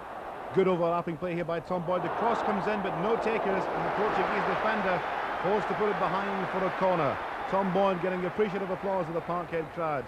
McNamara with the flag kick. O'Neill goes in with the header, tries a second chance with a hit kick, and George Cadet pivoting on the ball, but he couldn't keep it down. He applauds the setup. The fans applaud Cadet. And a sudden long surge. Taking on Tosh McKinley. He backs off onto the left foot. That's a good cross. A chance for Misi and a very good save indeed by Stuart Kerr. That will do the young goalkeepers conference the world of good for the rest of the season as well. Now the resultant corner. Touched away by Brian O'Neill. A chance on the edge of the penalty and a good blocking again. And Tosh McKinley now brings it away out of defence. The hoisted ball, it's George Cadet, one-on-one with Oceano Cruz. Well, he may have been a Portuguese foul, but he's pulled him down. And Kenny Clark, the referee, pre-season friendly or not, it's a red card. And Cruz takes a walk. Not plain sailing at Parkhead for the Portuguese player. George Cadet had the beating of him. Some consolation from his teammates. And Sporting reduced to 10 men. Can Celtic capitalise? A four-man wall. Donald with a touch, driven in, but over the top of the target by Andreas Tom. Good effort from the set piece. Variation in a theme. The right-footed 30-yard drive, climbing away from goal. The bounce of the ball there, favouring the Portuguese player. Now McKinley will go on the chase for this. And keeps it in play, the first time knocked forward. Andy Tom, and McKinley's continuing the run. A superb piece of overlapping play here. The ball comes across, George Cadet! That is a superb strike! When the ball hits the net, it is George Cadet. He puts one over on his former club. A beautiful cross and a pinpoint header, and the goalkeeper de Weil was beaten. Georgie Boy is the hero of the Celtic Park crowd. I think it was obviously a special day for George, first of all. He's the type of player that is totally committed in every single game, so it would be unfair to say that he was particularly motivated for that day. But he showed that day that he was capable of going on to become a Celtic great if he's here long enough to do that, and I'm sure he will be. But as I say, it was a special day for George, having just left Sporting Lisbon last season, and he was desperate to show them what they were missing now. And fortunately for us, he done that in the shape of a tremendous goal, which I think was a typical Cadet goal, where he's attacked the ball and thumped a header into the back of the net, and it was a great moment. I think a special moment for him. Portuguese determined to get back into the game, friendly status or not. The professional players from all over the continents. Pride is enough spur to win a game. Not in V-Cost. A slice of Danish to Peter Grant, to Georges Cadet. Cadet sets up Simon Donnelly. Sid goes in goal and he finishes well. Cadet turns from goal taker to goal maker. And Simon Donnelly opens his account against Sporting Lisbon. Beautiful 1-2 started by Peter Grant. Cadet slicing the ball between two of his former clubmates. Simon Donnelly pouncing into the penalty area, keeps his composure, puts it way beyond the reach of the goalkeeper. Double your money for Celtic. Sorry about the haircut, Simon, but a good goal. McLaughlin attacking the Portuguese defence, looks for a 1-2, doesn't come off. Now Hadji moving upfield down the right side of the counter-attack. He's looking for the options, and I think he sees one. A great crossfield pass, it split the defence. Felipe, the substitute, controls it inside the box, and Stuart Kerr is beaten. A great finish from a good build-up, and the Celtic Park crowd appreciate good football, even from the opposition in this glamour-friendly game. Felipe, who replaced Miguel at half-time, cool finishing. It's 2-1. Sporting back in the game. McKinley given the ball on his favourite left foot. First time forward. Trying for a layoff there, and the goalkeeper open arm gathers it. Now showing some urgency because the Lisbon lads sensing they can pull themselves level against their famous Scottish counterparts. With the ball played to the left-hand side, this is the goal scorer Felipe. Good control, there's a man over. He's found them as well. Celtic backpedaling, the cross comes in. John Hughes puts out a foot and he's put it past his own goalkeeper. Oh dear, it's an Ogie from Yogi. The Celtic Park fans smiling ironically. It's 2-2. Now Celtic trying to restore the advantage. Tom Boyd goes on one of these lung-bursting runs looking for support. O'Donnell doesn't see him, puts it inside to McLaughlin. The 1-2 here with Grant. An acute touch. Going round the back is Jackie McNamara. Here's Boyd. Left-footed cross anywhere away from the danger area. And the crowd giving a roar of anticipation. They would like Celtic to win this game, friendly or not.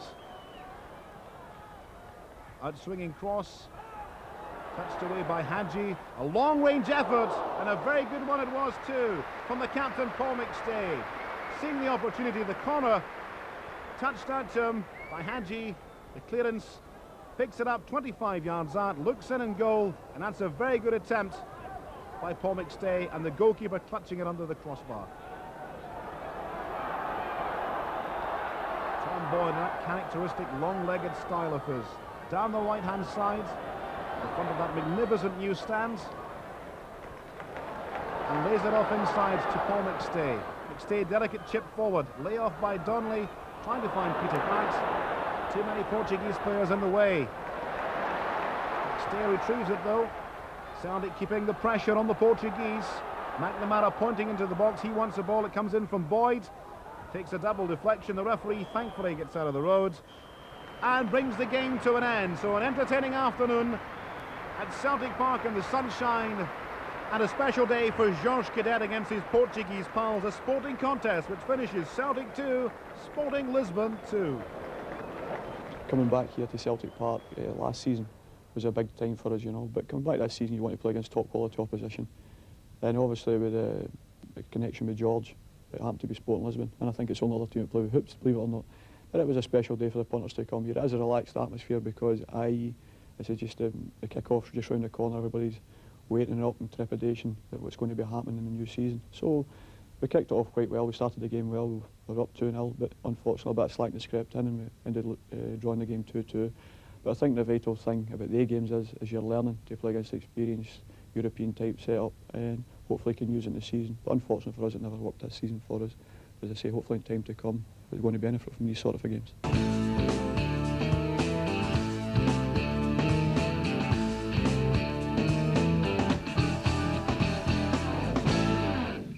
I feel it is basically a coaching thing. I think that the European players get coached a different way from the Scottish players. I think the Scottish ones are all basically through a Scottish mentality. We've all been coached by someone who was Scottish, who learned from someone else who was Scottish, all down through the years. So we're all products of that. And while there's many good qualities in Scottish football, I think to take the step beyond into the real big league, think you need a wee bit more technical awareness, tactical awareness, for want of a better expression. And I think the only way we can do that is to possibly, at every level, look to try and bring in the quality coaches from the continent. We play one way come Saturday, Wednesday, and when we get into a European game, we change the way we're supposed to play.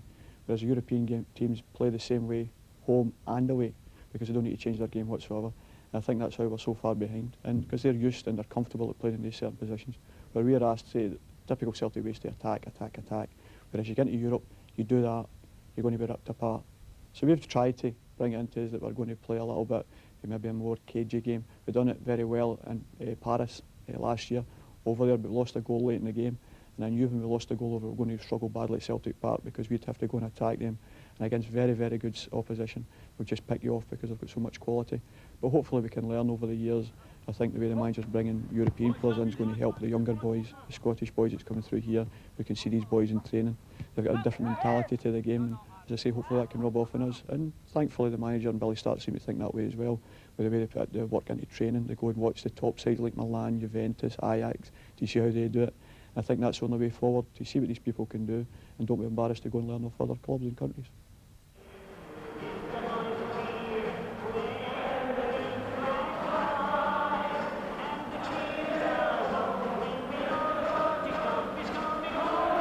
It was special for me because I think it was my first European night as skipper, so it was a big night for me personally.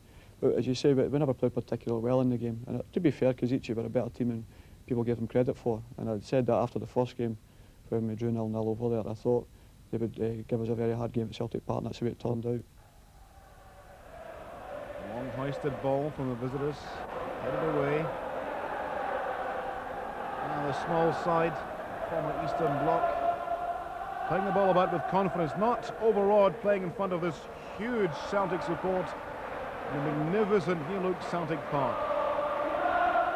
That first leg in Kazice, just proving what many people firmly believe, there is no such thing as an easy game in any European competition. That's Pierre van Hooijdonk bundled off the ball.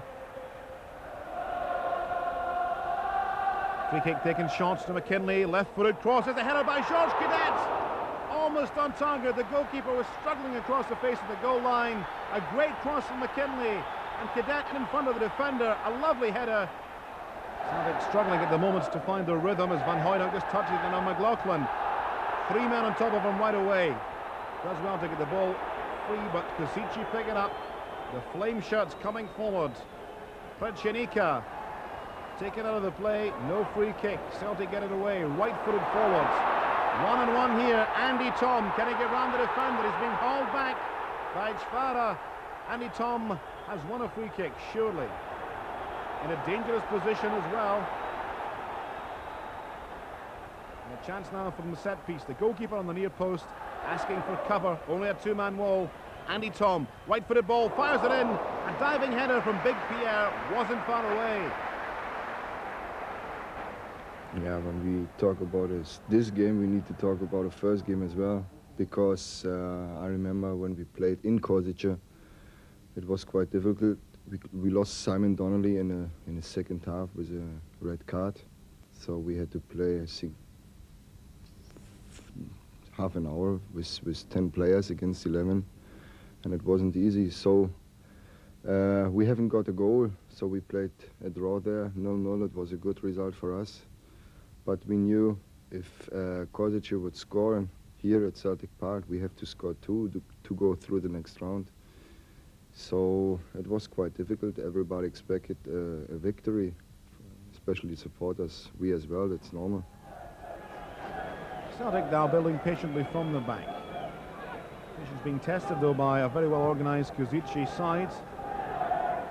A sterner test than many of the Celtic faithful would have thought. There's a long hoisted ball, Pierre van Hooijdonk. He was nudged indeed by that man, Przenika. Pierre back on his feet.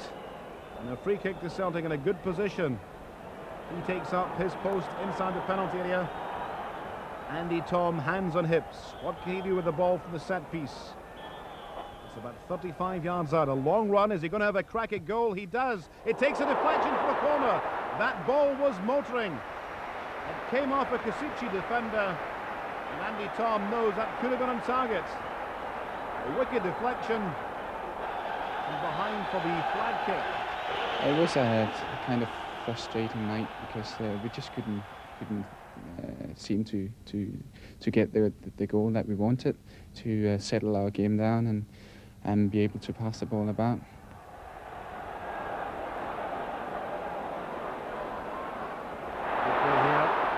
Lachlan to Cadet, 3 men on top of him right away. The ball breaks again though. Cadet on the edge of the area, trying to find a breakthrough and a chink in the armour of the Kasici defence. McKinley does though with a long cross ball. And away at the back post by Kucic. Returned by McNamara, stooping low there to conquer. And Pierre van Hooijdonk, I think, surprised himself to get the chance of the snapshot as the ball was played in.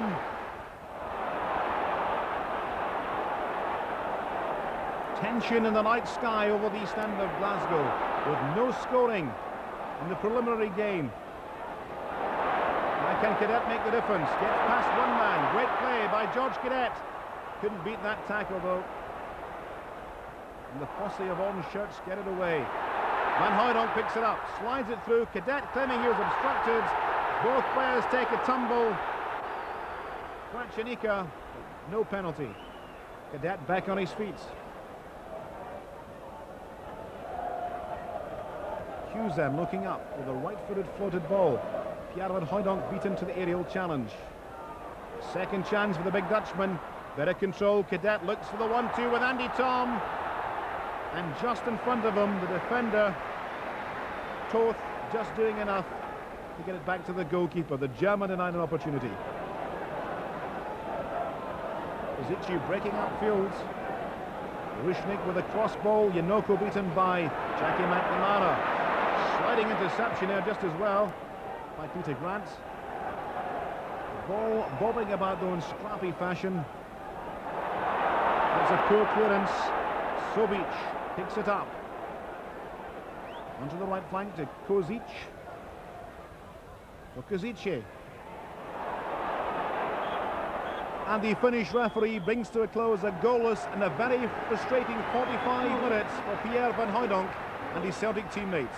Yeah, they were just as well organised as what we thought they would be. Again, we've got a very good coach there. Organised them well. Tactically they were very good. And they set out to frustrate us, playing the game in their own half and hopefully try to hit us on the break, as they did a couple of times. But Gordon Marshall made very good saves. And it's just a question of trying to be patient and just playing the percentage game, knowing that as long as we keep passing the ball and moving it, that somewhere in the game you'll get an opportunity to score a goal. Into the second half, and Tommy Burns' men still looking for that elusive opening goal. A chance from the set piece from the corner kick, swung over. Cadet with a free header, and the goalkeeper Uraka reacting well to save the ball on the line. Floated cross on the right hand side for McNamara. Cadet up above the defenders, header was on target, the goalkeeper was in line. And now a roar of anticipation from the Celtic faithful. Paolo Di Canio replacing Brian McLaughlin in an effort to prise open the Kasici backdoor. And a huge reception for Paolo.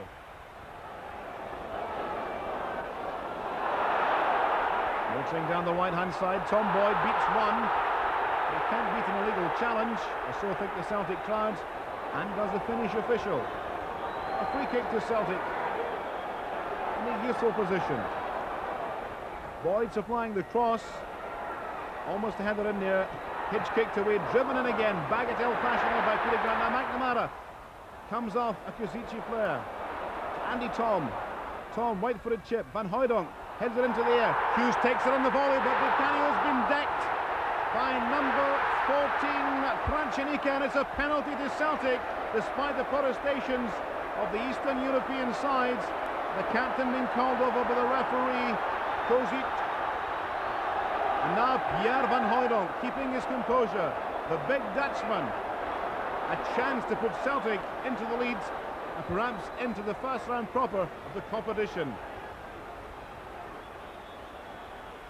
And Hoydonk comes forward, casually almost, right-footed strike and a great stop by Uraka, the goalkeeper. It breaks loose, Vikos with a chip cross, and the goalkeeper palming it away, surrounded by his teammates who take the congratulations. I think we missed the penalty just 6 minutes before the end, so we had 6 minutes more. And the extra time, I remember we were really tired because we gave a lot in this game. So we were quite happy that we scored this goal we needed that time in a normal time, so we don't have to play the extra time, and it was good for us and for the supporters as well.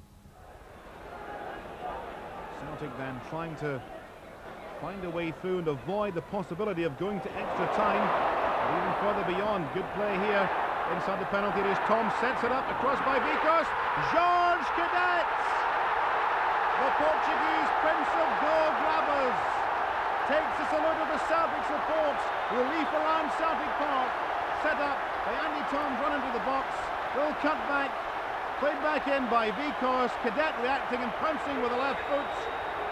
Celtic leading by a goal to nil, much to the delight of those Celtic supporters. Kazici were a very physical side, and whilst not a major force in Europe, they were more than capable and were a real test for us so early in the season. They were a wee bit further into their season, so they were in better physical condition. I don't think we played badly in that game. I think we had a number of opportunities, particularly early in the game, which if we had scored with would have made things a bit easier for us. But I think because of that, they deserve credit because they kept at it. We missed a penalty, which may have been crucial, but they didn't let their heads go down. They worked right to the end, and they got their just reward by scoring the vital goal with a minute or two to go.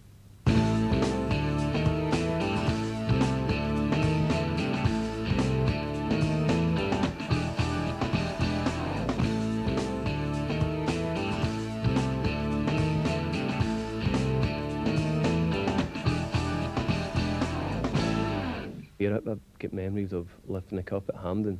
You know, it's the ultimate dream of any professional. You know, so you've played at the top, you play in Old Firm games, and you're playing with Danny McGrain and people like that. So you're learning all the time at the top end. But I think I have experienced what it's like at the other side of the scale as well.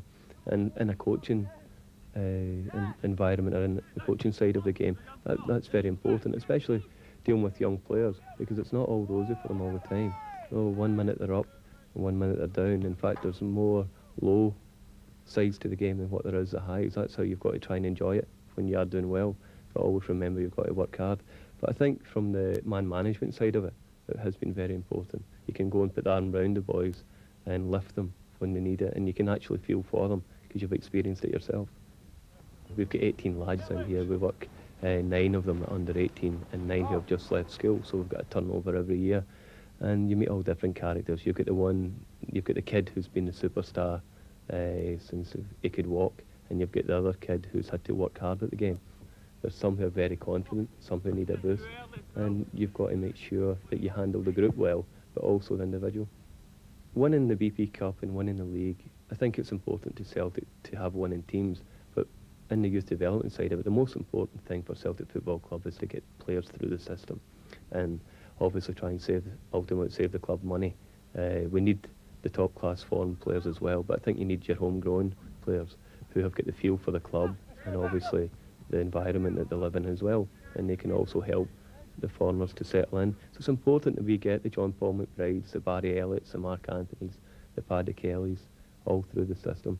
And to me, it gives you as much pride to see the boys play in the first team as it does to win any trophy.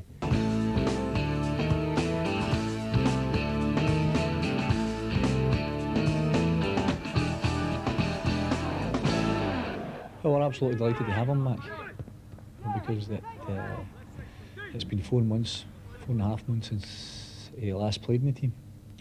So for a long time we wondered whether we were going to get him back at all. But to be fair to him, we kept working away.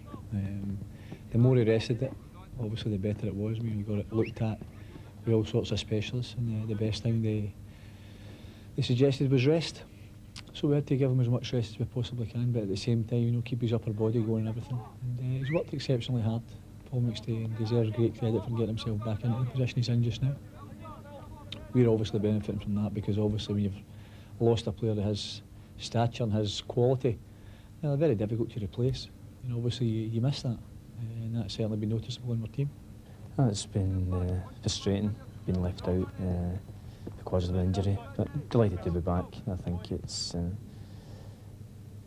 at the start it was hard to handle. You're wondering where your career was going, but latterly, once you get near the sort of finishing line as far as fitness goes, I was feeling good and looking forward to being back in the pitch. And I've been involved in a couple of games so far and feel good. Yeah, there's been one or two new players, Big Alan Stubbs, Paulo Di Canio, who have come in. And they've added something to the squad, and it was great to be on the pitch alongside them. But the team still play the same way they want to play football, and it was easy to fit in. Paul's MB, I think everybody at the club's delighted for him. I think it's a great tribute to his family also. He's obviously been very well brought up. Paul McStay, the whole McStay family are very special. So we're thrilled for them, for his mum and dad and his wife and his children and everything. It's a marvellous honour, not only for Paul, for his family, but also for the club. Yeah, I'm looking forward to it. Yeah, it'll be a happy day taking the family down there to London. Hopefully it is London. And as I said, it's a family thing as well. They've stuck by us through my career. My mum and dad, my brothers in the early days, and for the last 8 years, my wife Anne Marino, she's stuck by us, gave us the backing they've needed, and I mean, it's great for them as well. I'm happy for them, and I'm sure we'll all be going down to take part in it all. I'm very proud and honoured that they felt it was worthy of this award, and was delighted to accept it.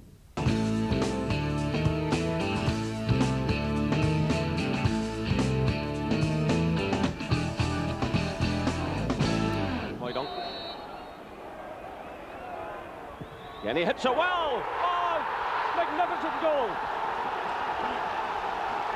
Still Celtic push forward. The chance on for Andy Tom. He stopped.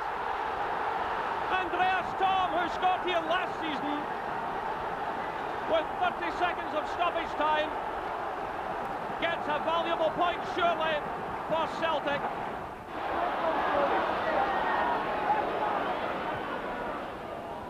Cadet. Di Canio again. Oh, that's great play by Di Canio. He's equalised. Well, that was brilliant.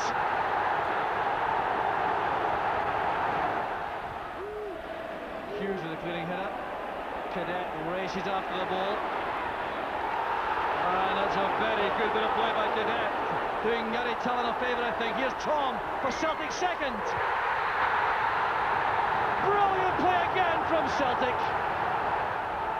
Grant now to Di Canio.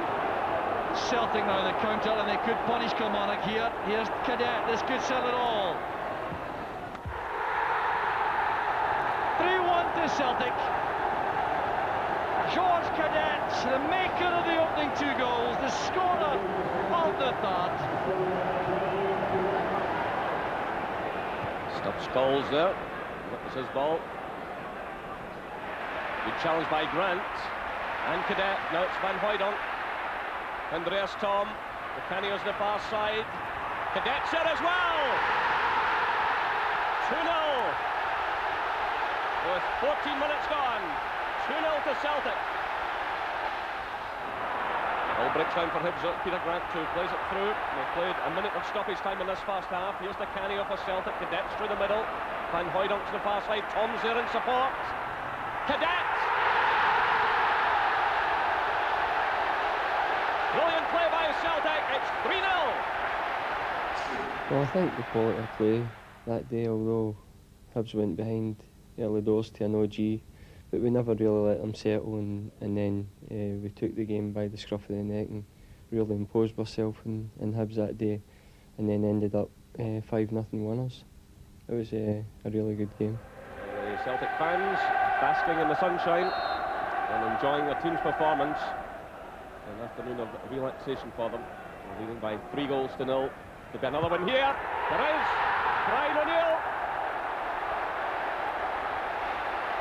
It's 4-0 to Celtic. Brian O'Neill. O'Neill is quite deadly from these set pieces.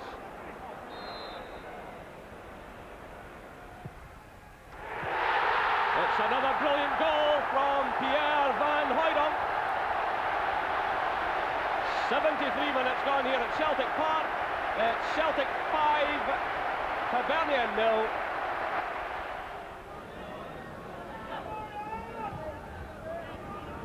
McNamara, bit of space to utilise. That's for Andreas Tom. It's a very good run. Great goal by Tom! 8 goals, yeah. It's good for a midfielder. I played last year as a striker, and this year I play a wee bit deeper. And I think it is better for me and better for the team, so I can use my space more. And I think it is a better position maybe as last year. You know, when you play as a striker, you always have a defender in your back, on your tools, on your neck, wherever. And as a midfield player, you have more space. You can try a lot more, and it's maybe easier to play. Maybe for myself as well. I enjoy each game in Celtic Park. It's normal you play each time in front of 50,000 supporters, and you don't get any chances in your life to play in front of 50,000 supporters. It is a great feeling when you run out into the pitch and the stadium is sold out. It's a great feeling. I found a big difference coming into the first team at the start. You've got to adjust to the pace and get used to everything that goes around it, the atmosphere and different things that go on in the game. But I'm just glad to be in there, and hopefully I can keep my place and keep it going.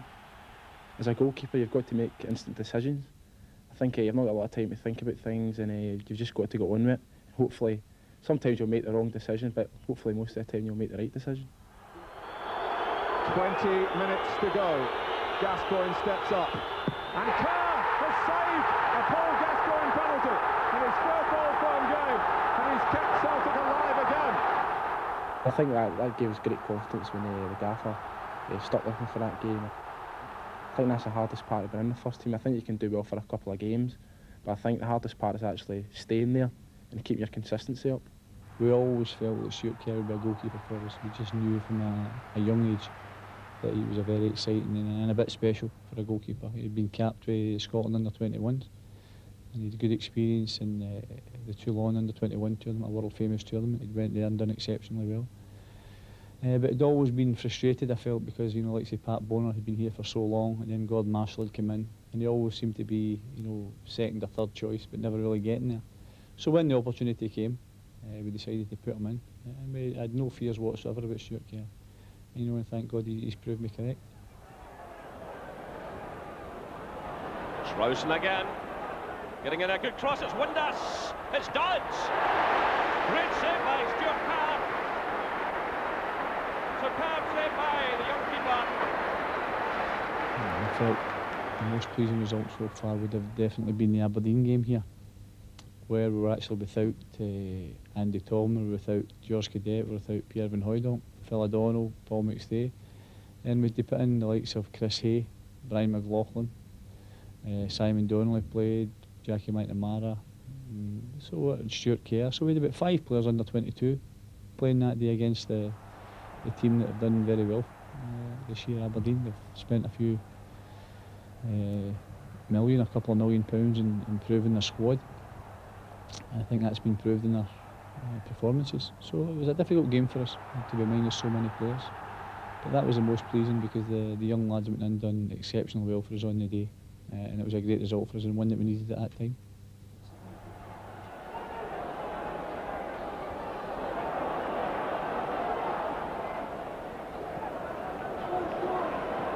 This is Boyd.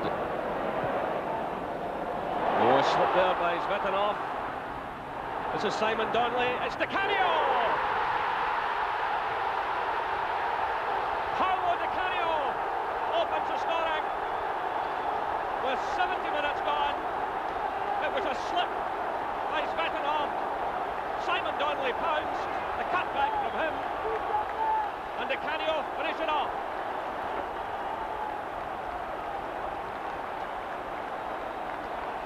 So Crusade is going off, and Barry Elliott will come on to this big stage. Young man of 18, came through the Celtic Boys Club, signed just last year. Well, I found out on a Friday that I was into the squad for the game on a Saturday, And obviously it came as a surprise because I'd only played in the youth team and reserves before that. So to be picked for the first team was a great thrill. But it was warming up in the goal and it was 1-0, so I thought maybe the manager would leave it just because get the 3 points and that. But I got the shout about 5 minutes to go, so obviously the crowd and that, there 50,000, I was very nervous. But I went over and couldn't wait to get on. Slid forward there by Stubbs. This is Elliott. Di Canio. Oh, I'm still a youth team player at the moment. Hopefully next season I'll move into the reserve team, but at the moment I'm still a youth team player. Yeah, Willie tells me in no uncertain terms that the youth team's where I play my football, so anything else is a bonus.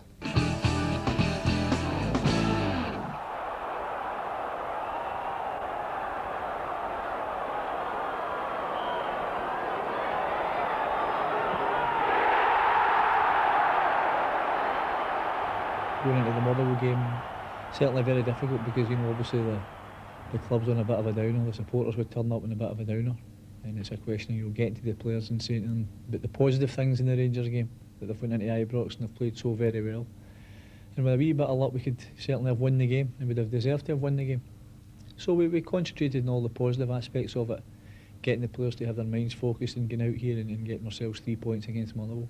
And to be fair, I think both the supporters and the players done a first-class job for us that day. That's the best we've played against Motherwell for a long time. It's the most convincing I think we've ever beaten Motherwell, certainly about 25 years or something, and it could have been more. So at the end of the day we're pleased that we've got a vital result, a good performance at home, and it sets us up for the next game.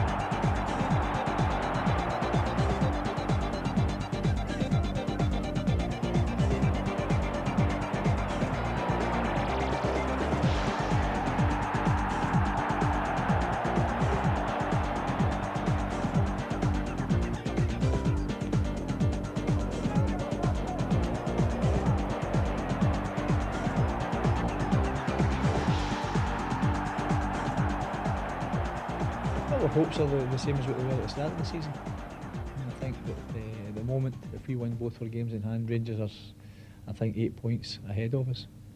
But, you know, 2 draws and a defeat, and they come right back to shoulder with us again. So that's no too dramatic a gap.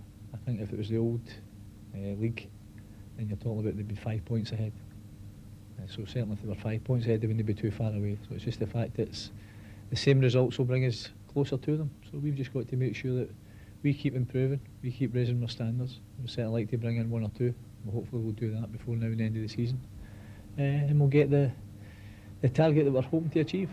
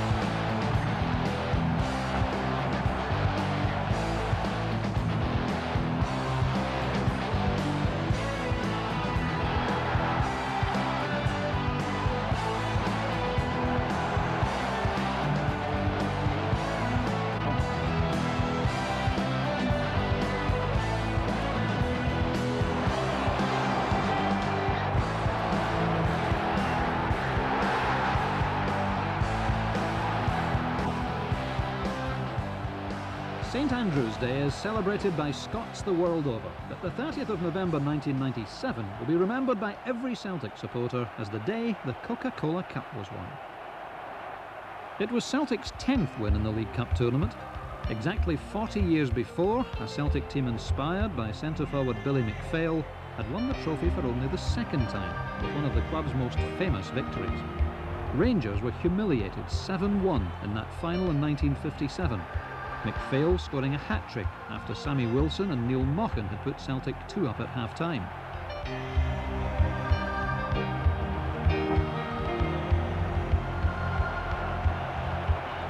Mochan would add another, and Willie Fernie a 7th with a last-minute penalty to complete the destruction of Celtic's oldest rivals. The arrival of Jock Stein in 1965 sparked an astonishing run of 14 consecutive final appearances for Celtic, the first 5 of which were won, including this victory over Hibs in 68-69. Wallace scoring for Celtic after 25 minutes of the game. This is where Lennox can show his great acceleration, but pushes it on to Auld.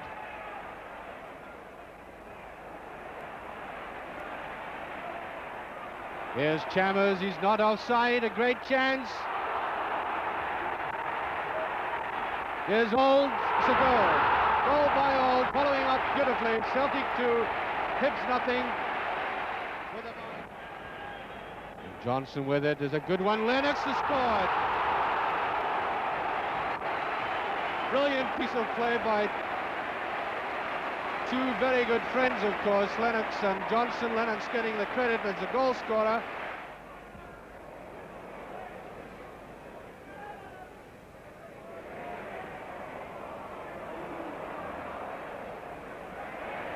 Here's Auld. There's a beautiful pass to Lennox. He must score. He has. Coming out of the blue after that little bit of Hibs pressure. Celtic 4, Hibs nothing. Completely off this game now, Celtic cantering. Here's Chalmers. And a great goal. Lennox finishing it off. Textbook goal. Celtic's 5th. Hibs haven't yet scored. And there's 12 minutes of the game left. I don't think it would have changed the complexion of the game, but it might have made it that bit closer. Now Johnston, everybody retreating to the penalty area, and up comes Craig. Bad one by Craig's a goal. A bad cross, but it worked out well for him eventually. Number 6. Hibs nothing. Yet the trophy would be won only 3 times in the next 14 years, until the 82-83 final saw an in-form Celtic score 2 superb goals to beat Rangers on a wet December afternoon.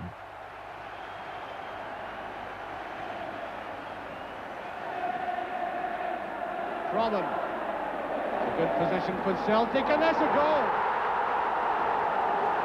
Nicholas has done it. 1-0 for Celtic, 23 minutes gone. Robin to take it.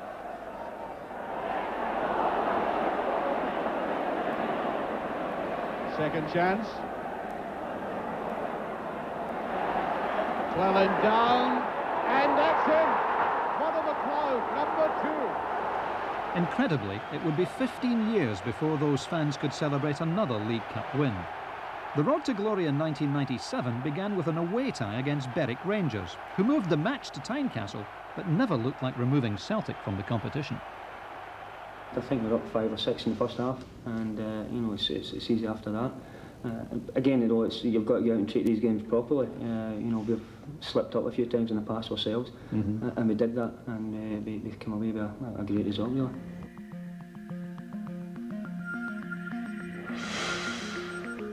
The first 3 names on that Celtic team sheet were to play throughout the tournament: Jonathan Gould, Tom Boyd and Stefan Maillet. Malky Mackay and Alan Stubbs had plenty of freedom to move forward, and the new boys in the team were virtually queuing up to get their names on the score sheet.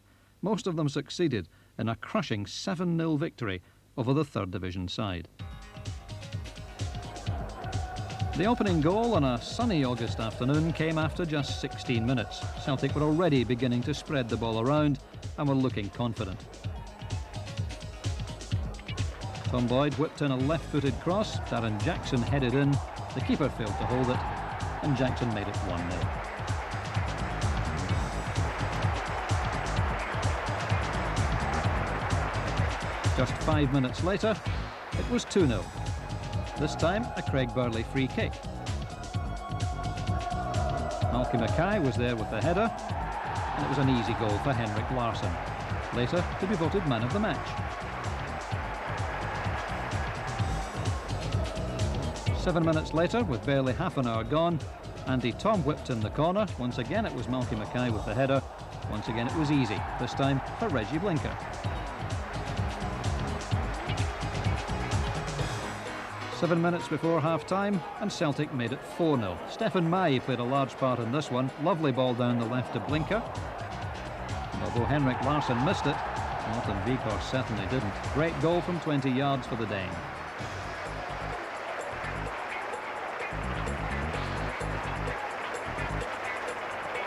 And then with still 4 minutes left until half-time, once again it was Stefan Mai.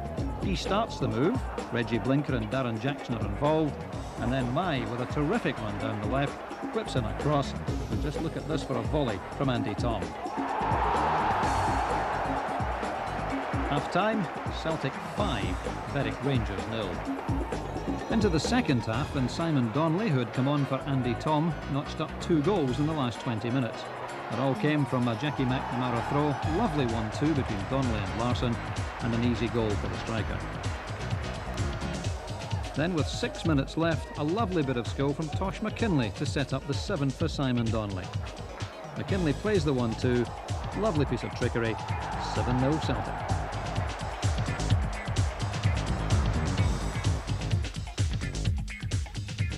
It was very important. We win that game, and from that on we start to change really our winning mentality.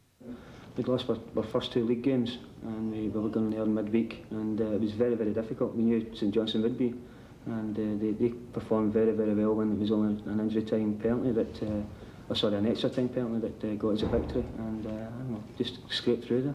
To be honest, I think that was maybe the start of a good run. Not just in the cup, but in the league, because we had stuttered in the league, went up to McDermott, but I think the most important thing was the attitude of the players on the night.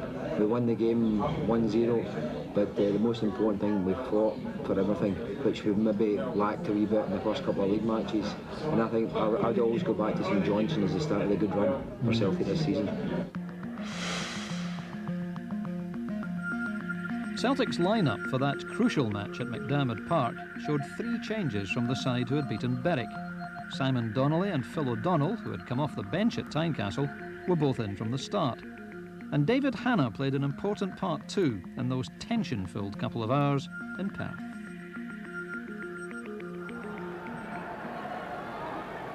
Weghorst, Mackay and Burley are the targets, all at the penalty, just at the back of the penalty spot. The goalkeeper came and missed it, and Mackay couldn't get his head to it. Hanna whips it straight back in.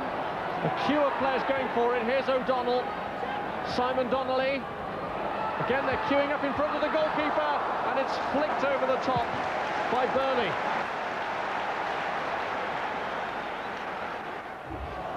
Henrik Larsson for Celtic. O'Donnell pushing up on his left. Donnelly's gone through the middle, but this is Jackson. Donnelly, Jackson. Larsson, 3 in a line along the edge of the area. Larsson going for goal.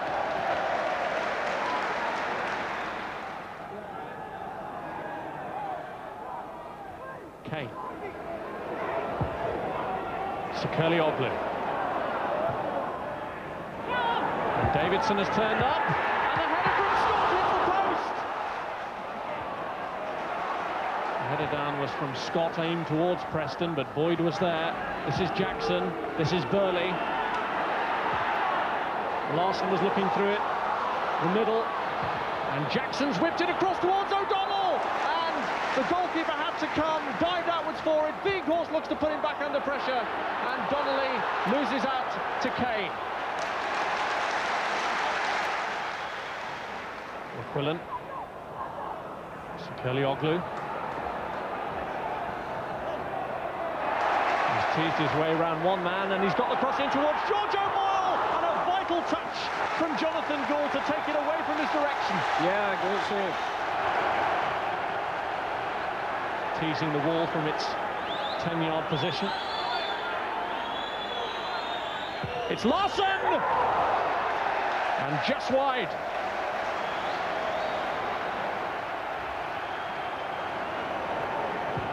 O'Boyle. Sakirlioglu. Larson tackling back well.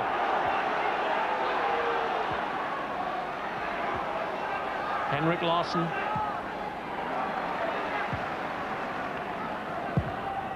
Stefan Meyer's cross. Jackson! Goalkeeper at full stretch, and he held on. Donnelly. Good work from Donnelly. Here's an only for Burley. Good save.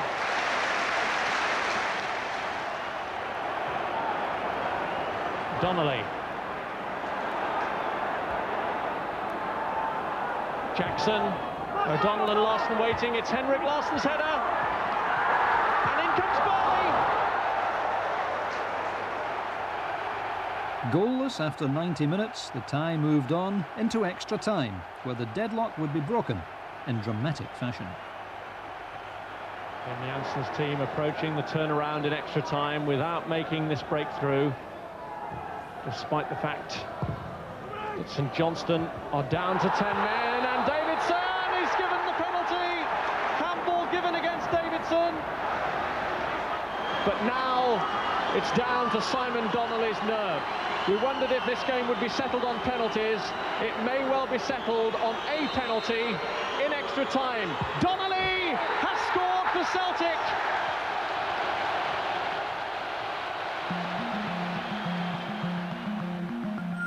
Motherwell game was, we played very, very well. And I suppose, Motherwell kept the scoreline down to 1-0. It was probably one of our better games on the season. And at 1-0, they may have had still been in the game and had a little chance towards the end when Tommy Coyne was clean through. But I thought, we thoroughly deserved the victory. But again, it was a professional performance and defended very well and not losing another goal. I think that's when we began to sparkle. I think that's when people were saying we played well this season. And if we'd scored 2 or 3 or 4 that night, no one could complain. And Motherwell had a wee chance near the end, even for an equaliser. But again, we were so far in front. Reggie Blinker and Andy Tom were back in the side for that enthralling Celtic display in front of more than 37,000 fans. It was Celtic's first outing since the astonishing 6-3 win over Tyrol in the UEFA Cup 2 weeks previously. And they were raring to go right from the start of a tie which saw Henrik Larsson once again voted man of the match. Malky Mackay's up for the free kick, doesn't get that far. Brian Martin got the clearing header. Long ball from Tom Boyd, here's Donnelly! Well saved by Stephen Woods, it's still not safe, off the top of the crossbar. Simon Donnelly thwarted. Now Henrik Larsson. It's 1 against 2, but at the moment you would say Henrik Larsson was favourite. Mistakes under pressure by Motherwell, but there they have it. Here's Valakari. Tommy Coyne, too much pace on the pass. Malky Mackay intercepted. McMillan, it's not a good clearance.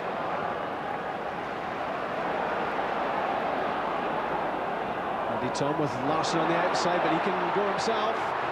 In behind Denham. And Blinker. And Simon Donnelly's offside. Celtic Park erupted as the home fans thought they had the lead. There's Phil O'Donnell, a driving run from the middle. And now Andy Tom. Henrik Larsson almost getting in his way. Back with David Hanna. First time efforts at the near post from Phil O'Donnell.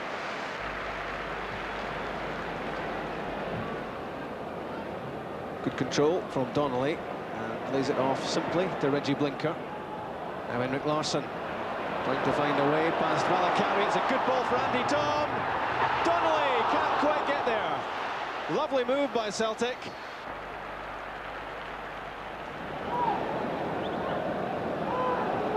Tommy Boyd has all the room he wants in which to make some forward progress. Mai for Blinker. Donnelly. Blinker again. Stefan Mai. Henrik Larsson! And Celtic have the lead. Brian Martin got there but couldn't keep the ball out of the net. And Henrik Larsson, on his 26th birthday, has scored his third goal for Celtic. Nice ball from Brian Martin to Coyne. But quickly into the tackle against Weir was Stefan Mai. Good play from him. And now he's joining the attack. The pass from Blinker. A free header for Greg Burley. And Greg Denham got in the way. Good block by the youngster.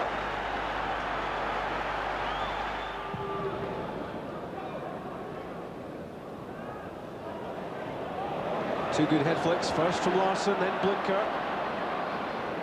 Donnelly holds the ball well. Reggie Blinker and Larsson.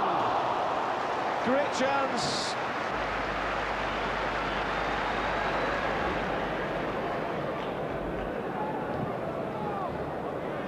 Denham, Coyle leaves it. Tommy Coyne tried to control it. Willie Faulkner. Good ball in, but well cut out. First time effort from Owen Coyle. Good attempt.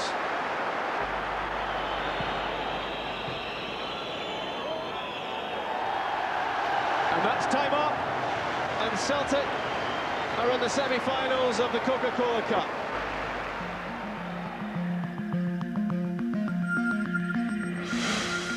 The Celtic lineup was beginning to have a settled look. New signing Mark Reaper had settled in alongside Alan Stubbs, and Jackie McNamara had been a regular selection since the epic first leg UEFA Cup tie with Liverpool. Reggie Blinker was fit again too after being injured in that same match. The weather for the semi-final, however, could have been kinder. The conditions weren't the best for that night. You know, it was sort of heavy rain, and the surface was very poor. But no, we came through that one again. We didn't really look under any pressure, and I think that's been a feature of the whole competition. We've defended very well, you know, as a team. You know, not just the defenders taking the credit. The midfield players and the forwards have worked equally as hard, and we done very well that night. And Craig Burley sort of sent us through the final, and we were just delighted to get another chance at the League Cup.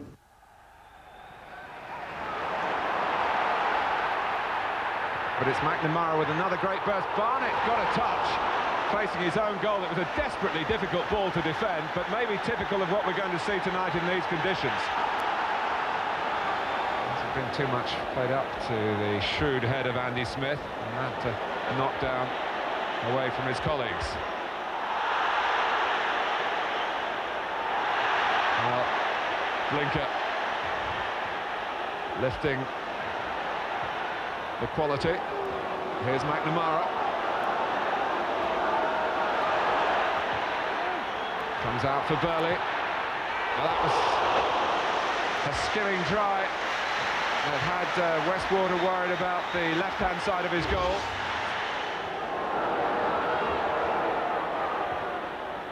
Burley. On for Blinker.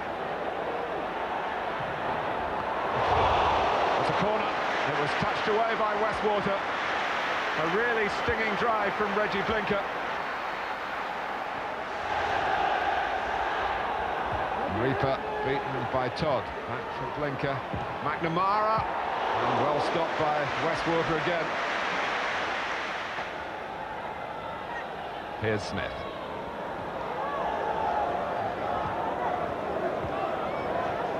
Now Curran. Moore. Smith, good start to the second half from Dunfermline. Blinker's corner. Oh, terrific save by Westwater from Reaper's header.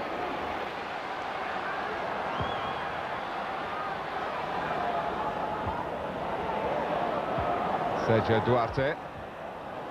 Back by Reaper. Good pressure applied on Burley by French. McNamara. He's done most of his work in the game in the wider positions, but coming through the centre there. Celtic got a player down, right in the firing line of McNamara. Burley! Very cleanly struck.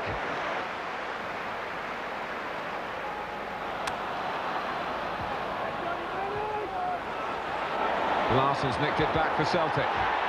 McNamara. And Westwater pushes it out and dives down. Did he get the ball? We all look at Willie Young, who indicates that he did. Bingham beaten by Reaper.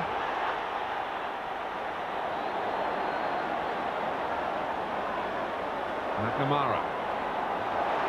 Weaving run from him. Larsson. Beautifully taken by Craig Burley. No chance for Westwater that time. Celtic have broken through, and Craig Burley's done it. Blinker. Donnelly. Larsson. Offside, is it? No, McNamara allowed to run on. This is good football from Celtic. Phil O'Donnell's there. Might come for Larsson, does come for Blinker.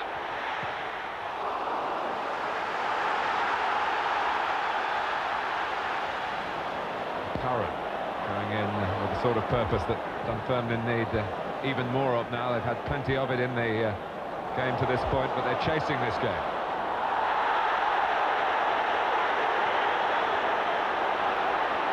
Larsson, after a mistake by Todd. McNamara. Blinker. That was a thoughtful pass for Larsson. He's still going.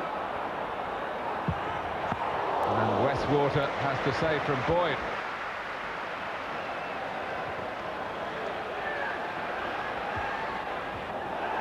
French. Oh! Well, Gould hasn't had a great deal to do, but that was a terrific contribution to Celtic's evening.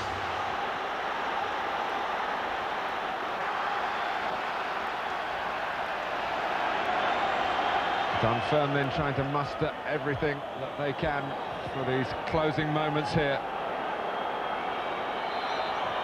Barnett. It's Celtic's night at Ibrox. A place in the Coca-Cola Cup final is theirs. They've avenged their last defeat by Dunfermline. They've extended their unbeaten run to 11 games, 9 straight successes against Scottish opposition, and that success tonight sealed by Craig Burley. So, Celtic were through to the Coca-Cola Cup final, and without conceding a goal, a proud record Jonathan Gould and his defenders would maintain for the final 90 minutes against Dundee United. There had been much to celebrate on the road to the final. Could Celtic now complete the job?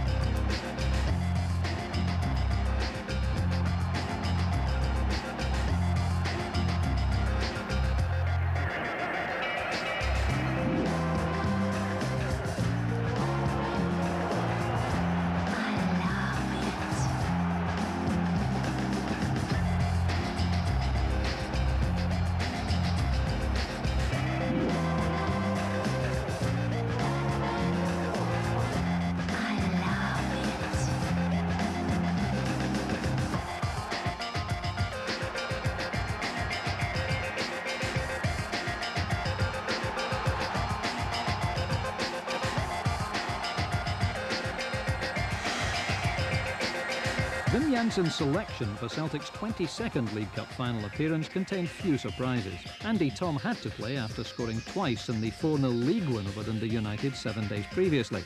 So Simon Donnelly had to be content with a place on the bench, alongside new signing Paul Lambert, a European Cup winner 6 months previously. The fans both inside and outside the stadium had no doubts that Celtic's name would be going on the Coca-Cola Cup. Easy peasy lemon squeezy. Can't see us getting beat today. Celtic's got too many hitmen, you know. Everybody's behind the team anyway. 100%. We will always be there, because we are Celtic support. That's that. How you doing? I thought it was George Clooney. Who's a loony? No, George Clooney.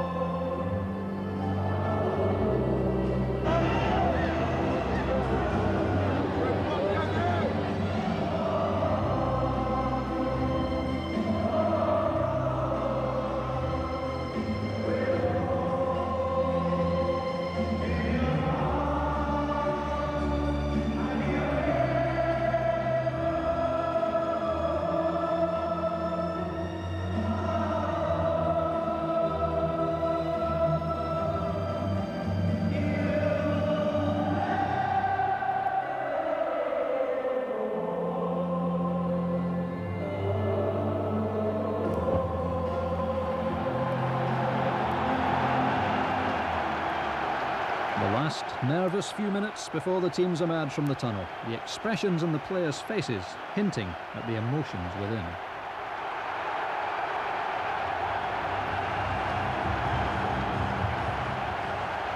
So it's all about to begin. The 52nd League Cup final, the Coca-Cola Cup final. Celtic against Dundee United. Andy Tom and Henrik Larsson get the match started. Eyes will be fixed early on at firstly how Celtic are playing and how Dundee United plan to respond. A touch for Stephen Presley, who immediately sends it back to Sieb Dijkstra.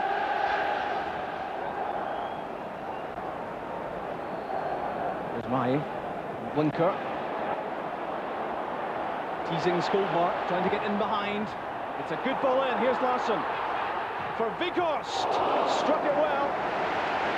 Straight at Dijkstra, but the first chance of the match goes Celtic's way. Final ball, not as good as Reggie Blinker would have wanted. Ahe on the right foot. Away from Presley again, straight at Weghorst. Now McNamara. Andy Tom in the wide position. With Pedersen and Perry are in front of him, so forced to turn it back. Burley gets it from Weghorst. Celtic content to keep the ball. Waiting for the opening to be the right one. Nice touch from Larsson. Blinker tackled by Easton. Henrik Larsson has it again. Larsson's through and Dijkstra saves well. Good skill that from Larsson, but good goalkeeping, good anticipation from Dijkstra. Here's Craig Burley. Always keen to put his foot on the ball and spread the play. McNamara with Andy Tom making a run up ahead. Tackled by Perry, in from behind, free kick. Weghorst is there as well. There is Morten Weghorst. Kept in by Stubbs, or so he thought.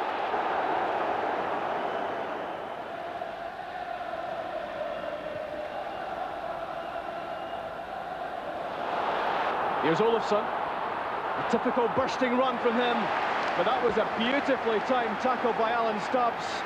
Olofsson was moving at some speed, and the tackle had to be right. Morten Weghorst getting the break of the ball, looking for a return from Henrik Larsson, but he was taken out.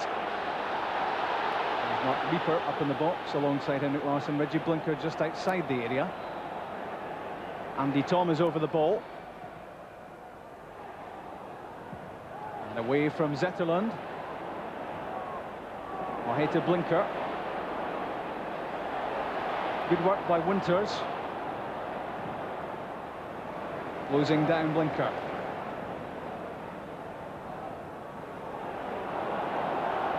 Blinker again teasing.